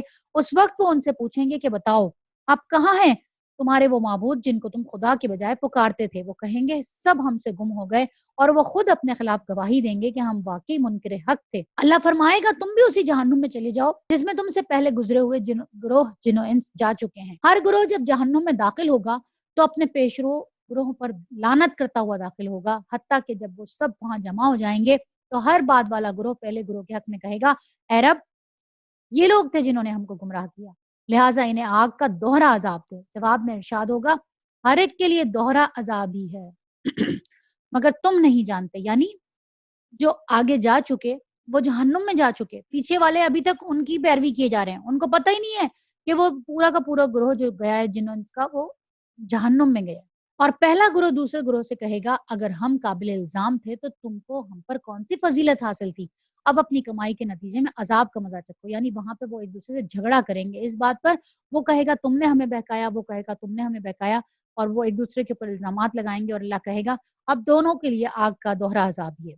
یقین جانو جن لوگوں نے ہماری آیات کو جھٹلایا ہے اور ان کے مقابلے میں سرکشی کی ہے، ان کے لیے آسمان کے دروازے ہرگز نہ کھولے جائیں گے۔ ان کا جنت میں جانا اتنا ہی ناممکن ہے جتنا سوئی کے ناکے سے اونٹ کا گزرنا۔ مجرموں کو ہمارے ہاں ایسا ہی بدلہ ملا کرتا ہے، ان کے لیے تو جہنم کا بچھونا ہوگا، جہنم ہی ان کا اوڑھنا ہوگا۔ یہ ہے وہ جزا جو ہم ظالموں کو دیا کرتے ہیں، بخلاف اس کے جن لوگوں نے ہماری آیات کو مان لیا ہے اور اچھے کام کیے ہیں، اور اس باب میں ہم ہر ایک کو اس کی استطاعت کے مطابق ہی ذمہ دار ٹھہراتے ہیں، وہ اہل جنت میں سے ہیں جہاں وہ ہمیشہ رہیں گے۔ ان کے دلوں میں ایک دوسرے کے خلاف جو کچھ بھی کدورت ہوگی اسے ہم نکال دیں گے۔ یعنی اگر دنیا کے اندر ان کے دلوں میں ایک دوسرے کے لیے کوئی بات ہوگی، کوئی پسند نہیں آئی، لیکن ہیں جنتی، تو جب یہ جنت میں جائیں گے تو ساری باتیں نکال کر پھر جائیں گے، اللہ ان کے دلوں کو پاک کر دے گا، اور ان کو وہ ساری جو بری لگتی ہوں گی ایک دوسرے کی عادات یا باتیں وہ سب ختم ہو جائیں گی۔ ان کے نیچے نہریں بہتی ہوں گی، اور وہ کہیں گے تعریف خدا کے لیے ہی ہے جس نے ہمیں یہ راستہ دکھایا، ہم خود راہ نہ پا سکتے تھے۔ یعنی جنتیوں کا جو بھی ہر بات ان کی شکر سے ہوگی، وقالوا الحمد للہ الذی ہدانا، یعنی وہ کیا کہیں گے کہ اللہ کا شکر ہے، تعریف اللہ کی ہے کہ اس نے ہمیں یہ ہدایت دی، وہ نہ چاہتا تو یہ ہدایت ہمیں کبھی بھی نہ مل سکتی تھی، ہم خود راہ نہیں پا سکتے تھے اگر خدا ہماری رہنمائی نہ کرتا۔ ہمارے بھیجے ہوئے رسول واقعی حق ہی لے کر آئے تھے۔ اس وقت ندا آئے گی یہ جنت جس کے تم وارث بنائے گئے ہو تمہیں ان اعمال کے بدلے میں ملی ہے جو تم کرتے رہے تھے۔ یعنی تم نے نیک اعمال کیے تھے، اللہ کو مان لیا تھا، اللہ کے رسولوں پر ایمان لے آئے تھے، اور جتنی اپنی ہمت تھی اس سے بڑھ کر کرنے کی کوشش کی، تو اس کے بدلے میں تمہیں یہ جنت دی ہے۔ پھر یہ جنت کے لوگ دوزخ والوں کو پکار کر کہیں گے ہم نے ان سارے وعدوں کو ٹھیک پا لیا جو ہمارے رب نے ہم سے کیے تھے، کیا تم نے بھی ان وعدوں کو ٹھیک پایا جو تمہارے رب نے تم سے کیے تھے؟ وہ جواب دیں گے ہاں، یعنی ہم سے بھی اللہ نے یہی وعدے کیے تھے کہ جو میری بات نہیں مانے گا اس کو میں جہنم میں ڈالوں گا، بھڑکتی ہوئی آگ میں ڈالوں گا، تو ہم سے بھی جو وعدہ کیا تھا وہ پورا ہی کیا ہے۔ تب ایک پکارنے والا ان کے درمیان پکار کر کہے گا کہ خدا کی لعنت ان ظالموں پر جو اللہ کے راستے سے لوگوں کو روکتے اور اسے ٹیڑھا کرنا چاہتے تھے اور آخرت کے منکر تھے۔ ان دونوں گروہوں کے درمیان ایک اوٹ حائل ہوگی جس کی بلندیوں پر یعنی آراف پر کچھ اور لوگ ہوں گے، یہ ہر ایک کو اس کے قافیے سے پہچانیں گے اور جنت والوں کو پکار کر کہیں گے، یہ ویٹنگ لسٹ میں بیٹھے ہوئے لوگ ہیں، کہ سلامتی ہو تم پر، یہ لوگ جنت میں داخل تو نہیں ہوئے مگر ابھی اس کے امیدوار ہوں گے، اور جب ان کی نگاہیں دوزخ والوں پر پڑیں گی تو کہیں گے اے رب ہمیں ان ظالموں میں شامل نہ کیجیے، یعنی خوفزدہ ہو جائیں گے دوزخیوں کو دیکھ کر، ابھی امید لگائے بیٹھے ہوں گے، آس لگائے بیٹھے ہوں گے، درمیان میں ویٹ کر رہے ہوں گے، ویٹنگ ایریا میں ہوں گے۔ یہ ویٹنگ ایریا جو ہے یہ آراف ہے، اس لیے سورت کا نام آراف رکھا گیا ہے، اور یہ دعا کریں گے، کیا کریں گے؟ جب ان کی نگاہیں دوزخ والوں کی طرف پھریں گی تو کہیں گے اے رب ہمیں ان ظالم لوگوں میں شامل نہ کیجیے۔ پھر یہ آراف کے لوگ دوزخ کی چند بڑی بڑی شخصیتوں کو ان کی علامتوں سے پہچان کر پکاریں گے، دیکھ لیا تم نے، آج نہ تمہارے جتھے کام آئے، کسی کام آئے، اور نہ تمہارا ساز و سامان جن کو تم بڑی چیز سمجھا کرتے تھے۔ یعنی دنیا کے لوگ پہچان لیں گے، پتا ہوگا یہ ہمارے زمانے کے لوگ تھے، یہ ہمارے ہی اوپر حکمران لوگ تھے، یہ ہمارے ہی سامنے کے لوگ تھے جو اب جہنم میں پڑے ہوئے ہیں، جو کھلے عام بدکاریاں کرتے تھے، گناہ کے کاموں پہ جمے رہتے تھے، تو ان کو پکار کر پھر وہ کہیں گے تم نے دیکھ لیا کہ کیا انجام ہوا؟ اور کیا یہ اہل جنت وہی لوگ نہیں جن کے متعلق تم قسمیں کھا کھا کر کہتے تھے کہ ان کو تو اللہ اپنی رحمت میں سے کچھ بھی نہ دے گا؟ یعنی یہ وہ لوگ نہیں ہیں جن کے بارے میں تم کہتے تھے کہ نہیں یہ تو سب غلط باتیں پھیلاتے ہیں، یہ تو سب غلط چیزیں پھیلاتے ہیں، اور دنیا میں تم ان کو شک میں مبتلا کر دیتے تھے لوگوں کو ان کے بارے میں، یہ وہی لوگ نہیں ہیں؟ اور آج انہی سے کہا جائے گا کہ داخل ہو جاؤ جنت میں، تمہارے لیے نہ کوئی خوف ہے نہ رنج، اور دوزخ کے لوگ جنت والوں کو پکاریں گے کہ تھوڑا سا پانی ہم پر ڈال دو، یا جو کچھ رزق اللہ نے تمہیں دیا ہے اس میں سے کچھ پھینک دو۔ الفاظوں پر غور کیجئے گا کہ ہمارے پاس کچھ پھینک دو، کیا مطلب؟ جیسے جانوروں کی طرف کھانا پھینکا جاتا ہے، یہ کہیں گے تمہیں جو کچھ کھانا ملا ہوا ہے اس میں سے تھوڑا سا کھانا ہماری طرف ہی پھینک دو، یا تھوڑا سا پانی ڈال دو اس آگ کے اوپر جو ہماری یہ آگ جل رہی ہے، وہ جواب دیں گے اللہ نے یہ دونوں چیزیں ان منکرین حق پر حرام کی ہیں، یعنی آگ کو بند کرنا بجھانا حرام ہے، دوزخ کی آگ کو پانی ڈالنا حرام ہے، اور وہ رزق حرام ہے جو جنتیوں کو ملے گا وہ جہنمیوں پر حرام ہے۔ ان لوگوں پر حرام ہے جنہوں نے اپنے دین کو کھیل اور تفریح بنا لیا تھا اور جنہیں دنیا کی زندگی نے فریب میں مبتلا کر رکھا تھا۔ اللہ فرماتا ہے آج ہم بھی انہیں اسی طرح بھلا دیں گے جس طرح وہ اس دن کی ملاقات کو بھولے رہے اور ہماری آیاتوں کا انکار کرتے رہے۔ اور ہم ان لوگوں کے پاس ایک ایسی کتاب لائے ہیں جس کو ہم نے، یعنی دیکھیں اللہ تعالیٰ نے پورا منظر دکھا دیا، یہ منظر ہونا ہے، اس میں کوئی شک نہیں ہے۔ اللہ تعالیٰ نے پورا نقشہ کھینچ کے دکھا دیا، مکالمات تک سنا دیے، جگہیں دکھا دی، جنت دکھا دی، دوزخ دکھا دی، درمیان والے ویٹنگ لسٹ والے لوگ دکھا دیے، آپس کی گفتگو سنوا دی، اب اور کیا چاہیے؟ اب بھی کوئی شک ہے؟ اب بھی انسان یہ کہے کہ نہیں مجھے کوئی کنفیوژن ہے اللہ کی بات ماننے میں، یا اب بھی اس کی رفتار کے اندر تیزی نہ آئے، اب بھی وہ اللہ کو نہ مانے، اب بھی اس کے احکامات پر عمل کرتے ہوئے اس کو شک ہو، شبہ ہو، یا کوئی کنفیوژن ہو، یا وہ اپنی خواہشات نفس کو زیادہ بڑھا ہوا پائے، اب بھی؟ تو پھر اللہ کہتا ہے ہم ان لوگوں کے پاس ایک ایسی کتاب لے آئے ہیں جس کو ہم نے علم کی بنا پر مفصل بنایا ہے اور جو ایمان لانے والوں کے لیے ہدایت اور رحمت ہے۔ اب کیا یہ لوگ اس کے سوا کسی اور بات کے منتظر ہیں کہ وہ انجام سامنے آ جائے جس کی یہ کتاب خبر دے رہی ہے؟ یعنی جو منظر ہم نے آپ کو دکھایا ہے، آپ اس بات کے منتظر ہیں کہ اب یہ منظر سچ مچ میں سامنے آ جائے؟ جس روز وہ انجام سامنے آ گیا تو وہی لوگ جنہوں نے اسے نظر انداز کیا تھا کہیں گے واقعی ہمارے رب کے رسول حق لے کر آئے تھے، پھر کیا اب ہمیں کچھ سفارشی ملیں گے جو ہمارے حق میں سفارش کر دیں، یا ہمیں دوبارہ واپس ہی بھیج دیا جائے تاکہ جو کچھ ہم پہلے کرتے تھے اس کے بجائے اب دوسرے طریقے پر کام کر کے دکھائیں؟ انہوں نے اپنے آپ کو خسارے میں ڈال دیا اور وہ سارے جھوٹ جو انہوں نے تصنیف کر رکھے تھے آج ان سے گم ہو گئے۔ در حقیقت تمہارا رب اللہ ہی ہے جس نے آسمانوں اور زمین کو 6 دنوں میں بنایا، پھر اپنے تخت سلطنت پر جلوہ فرماؤ، جو رات کو دن پر ڈھانک دیتا ہے اور پھر دن رات کے پیچھے دوڑتا ہوا چلا آتا ہے، جس نے سورج اور چاند تارے پیدا کیے، سب اس کے تابع فرمان ہے، خبردار رہو اسی کی خلق ہے، یعنی یہ سب مخلوقات ہیں اس کی اور اسی کا امر ہے، جس نے پیدا کیا ہے جس کی ایجاد ہے اسی کا حکم بھی چلے گا۔ بڑا بابرکت ہے اللہ، سارے جہانوں کا مالک و پروردگار، اپنے رب کو پکارو گڑ گڑاتے ہوئے، چپ کے، یقیناً حد سے گزرنے والوں کو پسند نہیں کرتا۔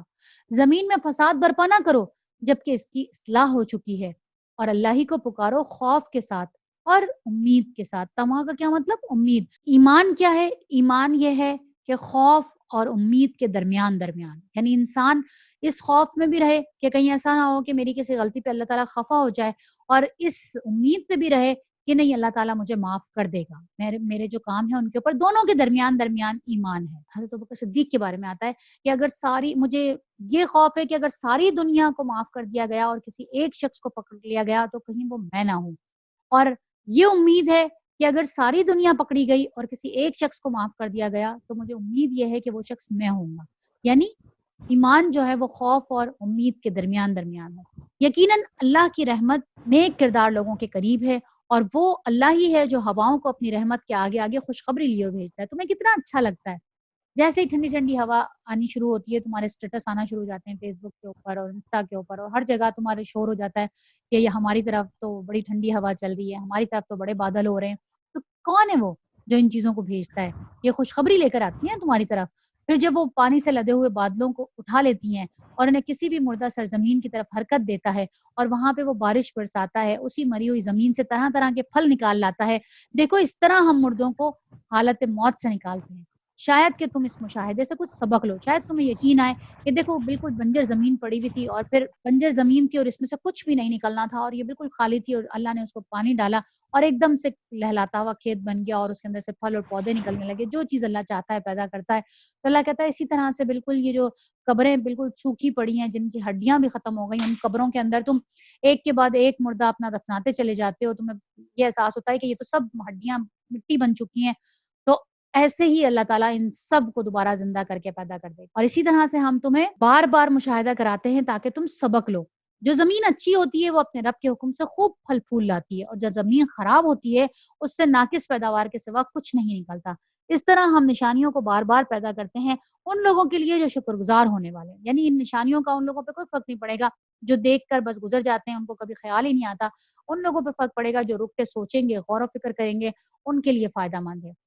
ہم نے نوح کو اس کی قوم کی طرف بھیجا، اس نے کہا اے برادران قوم اللہ کی بندگی کرو۔ اب حضرت نوح علیہ السلام کی قوم کا ذکر آیا ہے، اس کے سوا تمہارا کوئی خدا نہیں ہے، میں تمہارے حق میں ایک ہولناک دن کے عذاب سے ڈرتا ہوں۔ اس کی قوم کے سرداروں نے جواب دیا ہم کو تو یہ نظر آتا ہے کہ تم سری گمراہی میں مبتلا ہو۔ نوح علیہ السلام نے 950 سال اپنی قوم کو تبلیغ کی تھی، لیکن کون بچا تھا؟ چند لوگ۔ نوح نے کہا اے برادران قوم، میں کسی گمراہی میں نہیں پڑا بلکہ میں اللہ رب العالمین کا رسول ہوں، تمہیں اپنے رب کے پیغامات پہنچاتا ہوں، تمہارا خیر خواہ ہوں، اور مجھے اللہ کی طرف سے وہ کچھ معلوم ہے جو تمہیں معلوم نہیں۔ کیا تمہیں اس بات پر تعجب ہوا کہ خود تمہارے پاس تمہاری اپنی ہی قوم کے ایک آدمی کے ذریعے تمہارے رب کی یاد دہانی آئی تاکہ تمہیں خبردار کرے اور تم غلط روی سے بچ جاؤ اور تم پر رحم کیا جائے، مگر انہوں نے اس کو جھٹلا دیا۔ آخرکار ہم نے اسے اور اس کے ساتھیوں کو ایک کشتی میں نجات دی اور ان لوگوں کو ڈبو دیا جنہوں نے ہماری آیات کو جھٹلایا تھا۔ وہ اندھے لوگ تھے۔ اور عاد کی طرف ہم نے ان کے بھائی ہود کو بھیجا، اس نے کہا اے برادران قوم اللہ کی بندگی کرو، اس کے سوا تمہارا کوئی خدا نہیں ہے، پھر کیا تم غلط روی سے پرہیز نہ کرو گے؟ اس کی قوم کے سرداروں نے جو اس کی بات ماننے سے انکار کر رہے تھے جواب میں کہا ہم تو تمہیں بے عقلی میں مبتلا سمجھتے ہیں اور ہمیں گمان ہے کہ تم جھوٹے ہو۔ اس نے کہا اے برادران قوم میں بے عقلی میں مبتلا نہیں ہوں بلکہ میں رب العالمین کا رسول ہوں، تم کو اپنے رب کے پیغامات پہنچاتا ہوں، تمہارا ایسا خیر خواہ ہوں جس پر بھروسہ کیا جا سکتا ہے۔ کیا تمہیں اس بات پر تعجب ہوا کہ تمہارے پاس خود تمہاری اپنی ہی قوم کے ایک آدمی کے ذریعے سے تمہارے رب کی یاد دہانی آئی تاکہ وہ تمہیں خبردار کرے؟ بھول نہ جاؤ کہ تمہارے رب نے نوح کی قوم کے بعد تم کو اس کا جانشین بنایا اور تمہیں خوب تنومند کیا، بس اللہ کی قدرت کے کرشموں کو یاد رکھو، امید ہے کہ فلاح پاؤ گے۔ انہوں نے جواب دیا کیا تو ہمارے پاس اس لیے آیا ہے کہ ہم اکیلے اللہ ہی کی عبادت کریں اور انہیں چھوڑ دیں جن کی عبادت ہمارے باپ دادا کرتے آئے ہیں؟ اچھا تو لے آ وہ عذاب جس کی تو ہمیں دھمکی دیتا ہے اگر تو سچا ہے۔ اس نے کہا تمہارے رب کی پھٹکار پڑ گئی تم پر اور اس کا غضب ٹوٹ پڑا۔ کیا تم مجھ سے ان ناموں پر جھگڑتے ہو جو تم نے اور تمہارے باپ دادا نے رکھ لیے ہیں جن کے لیے اللہ نے کوئی سند نازل نہیں کی؟ اچھا تو تم بھی انتظار کرو اور میں بھی تمہارے ساتھ انتظار کروں۔ آخرکار ہم نے اپنی مہربانی سے ہود اور اس کے ساتھیوں کو بچا لیا اور ان لوگوں کی جڑ کاٹ دی جو ہماری آیات کو جھٹلا چکے تھے اور ایمان لانے والے نہ تھے۔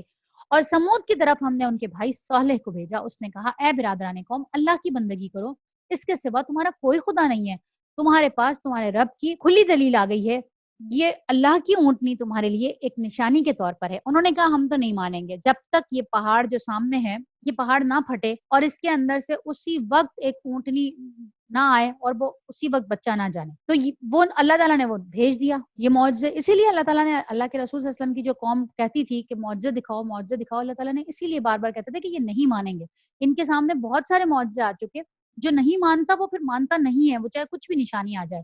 تو یہ انہوں نے کیا کہا کہ یہ اللہ کی اونٹنی ہے تمہارے لیے ایک نشانی کے طور پر، لہٰذا اسے چھوڑ دو کہ اللہ کی زمین میں چرتی پھرے اور اس کو کسی برے ارادے سے ہاتھ نہ لگانا ورنہ ایک دردناک عذاب تم کو آ لے گا۔ یاد کرو وہ وقت جب اللہ نے قوم عاد کے بعد تمہیں اس کا جانشین بنایا اور تم کو زمین میں یہ منزلت بخشی کہ آج تم اس کے ہموار میدانوں میں عالی شان محل بناتے ہو، اس کے پہاڑوں کو مکانات میں تراشتے ہو، بس اس کی قدرت کرشموں سے غافل نہ ہو جاؤ اور زمین میں فساد برپا نہ کرو۔ اس کی قوم کے سرداروں نے جو بڑے بنے ہوئے تھے کمزور طبقے کے ان لوگوں سے کہا جو ایمان لے آئے تھے، ان سے کہا کیا واقعی تم یہ جانتے ہو کہ صالح اپنے رب کا پیغمبر ہے؟ انہوں نے جواب دیا بے شک جس پیغام کے ساتھ وہ بھیجا گیا ہے ہم اسے مانتے ہیں۔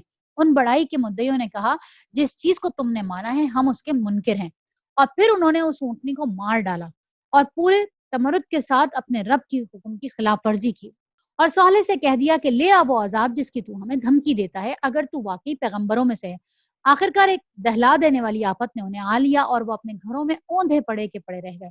صالح یہ کہتا ہوا ان بستیوں سے نکل گیا اے میری قوم میں نے اپنے رب کا پیغام تجھے پہنچا دیا اور میں نے تیری بہت خیر خواہی کی، مگر میں کیا کروں کہ تجھے اپنی خیر خواہ پسند ہی نہیں۔ اس کو انشاءاللہ آگے سورہ شمس میں بھی پڑھیں گے ہم کہ جس میں اللہ تعالیٰ نے کہا کہ کیسے ایک شخص نے اٹھا اور اس نے اٹھ کے اونٹنی کو قتل کر دیا۔ اور لوط کو ہم نے اپنا پیغمبر بنا کر بھیجا. پھر یاد کرو جب اس نے اپنی قوم سے کہا کیا تم ایسے بے حیا ہو گئے ہو اور وہ فحش کام کرتے ہو جو تم سے پہلے دنیا میں کسی نے نہیں کیا. تم عورتوں کو چھوڑ کر مردوں سے اپنی خواہش پوری کرتے ہو. حقیقت یہ ہے کہ تم بالکل ہی حد سے گزر جانے والے لوگ ہو. مگر اس کی قوم کا جواب اس کے سوا کچھ نہ تھا کہ نکالو ان لوگوں کو, اپنی بستیوں سے بڑے پاک باز بنتے ہیں. آخرکار ہم نے لوط اور اس کے گھر والوں کو بجز اس کی بیوی کے جو پیچھے رہ جانے والوں میں تھی, یعنی حضرت لوط علیہ السلام کی جو بیوی تھی وہ بھی ان لوگوں کے ساتھ شامل تھی, تو اس لیے وہ پیچھے رہ گئیں. نبی کی بیوی ہونے کے باوجود اللہ تعالیٰ نے ان کو پھر معاف نہیں کیا. اسی طرح سے آگے ذکر آئے گا کہ نوح علیہ السلام کا بیٹا, دیکھیں اللہ تعالیٰ نے اپنے انبیاء کے خاص وہ رشتے جن کے ساتھ کوئی تعلق سب سے بڑھ کر تعلق ہوتا ہے اور انسان کو یہ گمان ہوتا ہے کہ یہ اس کی وجہ سے بچ جائے گا, اللہ نے وہ سارے رشتے کاٹ کے دکھائے. ہم نے پہلے پڑھا ابراہیم علیہ السلام کا باپ آزر, اللہ تعالیٰ نے اس وجہ سے نہیں کہ ابراہیم کے باپ ہیں وہ بچ جائیں گے, مشرک تھا, اس کا انجام بہت برا ہوگا. ایک حدیث کے اندر آتا ہے کہ قیامت کے دن حضرت ابراہیم علیہ السلام اپنے باپ کے سامنے کھڑے ہوں گے اور اللہ سے کہیں گے اللہ تعالیٰ تیرا وعدہ تھا کہ تو قیامت کے دن مجھے اپنے باپ کی طرف سے شرمندہ نہیں کرے گا لوگوں کے سامنے کہ ابراہیم کا باپ جہنم میں جا رہا ہے. تو اللہ تعالیٰ فرمائیں گے ہاں بالکل, میرا یہ وعدہ تھا کہ میں قیامت کے دن تمہیں شرمندہ نہیں کروں گا لوگوں کے سامنے, اور میں آج اس وعدے کو پورا کروں گا. اپنے پیروں کی طرف دیکھ, ایک دم حضرت ابراہیم دیکھیں گے کہ ان کا باپ ایک بچھو کی شکل میں زمین پہ پڑا ہوگا, اور پھر فرشتوں سے کہا جائے گا کہ اس بچھو کو اٹھاؤ اور جہنم میں ڈال دو. یعنی جہنم ہی میں جانا ہے. صرف ان کے باپ, ان کے ساتھ اتنی رعایت کی حضرت ابراہیم کے ساتھ کہ ان کی باپ کی شکل کے اندر جہنم میں نہیں بھیجا, لیکن کوئی ان کے باپ ہونے کی وجہ سے وہ مشرک تھے تو بچ نہیں گئے. نوح علیہ السلام کا سگا بیٹا, ایک نبی جس نے 950 برس تبلیغ کی, ان کا بیٹا عین اس وقت جس وقت سیلاب آ رہا تھا اوپر چلا گیا چٹان کے اوپر. انہوں نے آواز لگائی اللہ میرا بیٹا ہے. اللہ نے کہا جاہلوں کسی باتیں نہ کر نوح, یہ تیرا بیٹا نہیں ہے, یہ بگڑا ہوا کام ہے, اس کو چھوڑ دے. فوراً نوح علیہ السلام نے رجوع کر لیا اور وہ ان کی آنکھوں کے سامنے اس سیلاب کے اندر غرق ہو گیا. لوط علیہ السلام کی بیوی جو خود نبی کی بیوی ہے, نبی کے ساتھ رہی اتنے عرصے تک, ان کی بیٹیاں بچ گئی جو لوط علیہ السلام کے ساتھ بچا لی گئیں, لیکن بیوی کو کس وجہ سے کہ وہ نافرمان تھی پیچھے چھوڑ دیا گیا. یہ وہ خاص رشتے ہیں.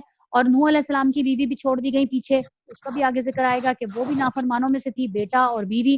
تو کوئی بھی رشتہ صرف اس وجہ سے کہ وہ نبی کا ہے وہی نہیں بچا.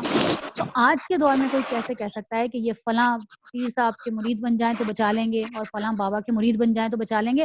نبیوں کی اولاد اور باپ اور بیٹا اور بیوی نہیں بچ سکے. بچائے گا انسان کو اس کا ایمان. انسان صرف اسی صورت میں بچے گا جب اس کے پاس اپنا ایمان ہوگا. تو اللہ کیا فرماتا ہے کہ بجز اس کی بیوی کے جو پیچھے رہ جانے والوں میں تھی بچا کر نکال دیا, یعنی جو بیٹیاں تھیں اور حضرت لوط علیہ السلام تھے یہ نکل گئے, اور اس قوم پر برسائی ایک بارش. پھر دیکھو ان مجرموں کا کیا انجام ہوا. یہ وہ قوم تھی جس کے اوپر اللہ تعالیٰ نے بیک وقت 3 عذاب نازل کیے تھے, اور کس وجہ سے کہ یہ غلط عمل کرتے تھے اور اللہ کو سخت سے سخت ناپسند عمل ہے. اور اللہ کہتا ہے کہ بے حیائی فحاشی اللہ کو سخت ناپسند ہے. ہم پیچھے پورا پڑھ کے گئے, پوری تمہید باندھی اللہ نے بتائی کہ فحش کام نہ کیا کرو. یہاں پہ وہ فحش کام 3 عذاب بیک وقت کسی قوم کے اوپر برسائے. وہ یہ قوم تھی لوط علیہ السلام کی, ایک ان کو اندھا کر دیا تھا, ایک ان کے اوپر آسمان سے پتھروں کی بارش ہوئی, اور جو نشان زدہ تھی پتھروں کے اوپر نام لکھا ہوتا تھا کہ یہ پتھر اس کو لگے گا جا کر, اور وہ پتھر لگتا تھا اور وہ بھس ہو جاتے تھے. اور ایک ان کو پوری کی پوری بستی کو الٹا کر کے بحر مردار کے اندر ڈال دیا, پوری کی پوری بستی. تو اللہ تعالیٰ کیا کہتا ہے کہ پھر اللہ تعالیٰ نے ان پر ایک بارش برسائی. پھر دیکھو کہ ان مجرم قوموں کا کیا انجام ہوا. اور مدین والوں کی طرف ہم نے ان کے بھائی شعیب کو بھیجا. اس نے کہا اے برادران قوم, اللہ کی بندگی کرو, اس کے سوا تمہارا کوئی خدا نہیں ہے. تمہارے پاس تمہارے رب کی طرف سے صاف رہنمائی آ گئی ہے, لہٰذا وزن اور پیمانے پورے کرو, لوگوں کو ان کی چیزوں میں گھاٹا نہ دو, اور زمین میں فساد برپا نہ کرو جبکہ اس کی اصلاح ہو چکی ہے. اسی میں تمہاری بھلائی ہے اگر تم واقعی مومن ہو. اور زندگی کے ہر راستے پر رہزن بن کر نہ بیٹھو, لوگوں کو خوفزدہ کرنے کے لیے, اور ایمان لانے والوں کو خدا کے راستے سے روکنے لگو, اور سیدھی راہ کو ٹیڑھا کرنے کے در پہ ہو جاؤ. یاد کرو وہ زمانہ جبکہ تم تھوڑے تھے, پھر اللہ نے تمہیں بہت کر دیا. آنکھیں کھول کر دیکھو دنیا میں مفسدوں کا کیا انجام ہوا ہے. اگر تم میں سے ایک گروہ اس تعلیم پر جس کے ساتھ میں بھیجا گیا ہوں ایمان لاتا ہے اور دوسرا ایمان نہیں لاتا, تو صبر کے ساتھ دیکھتے رہو یہاں تک کہ اللہ ہمارے درمیان فیصلہ کر دے, اور وہی سب سے بہتر فیصلہ کرنے والا ہے.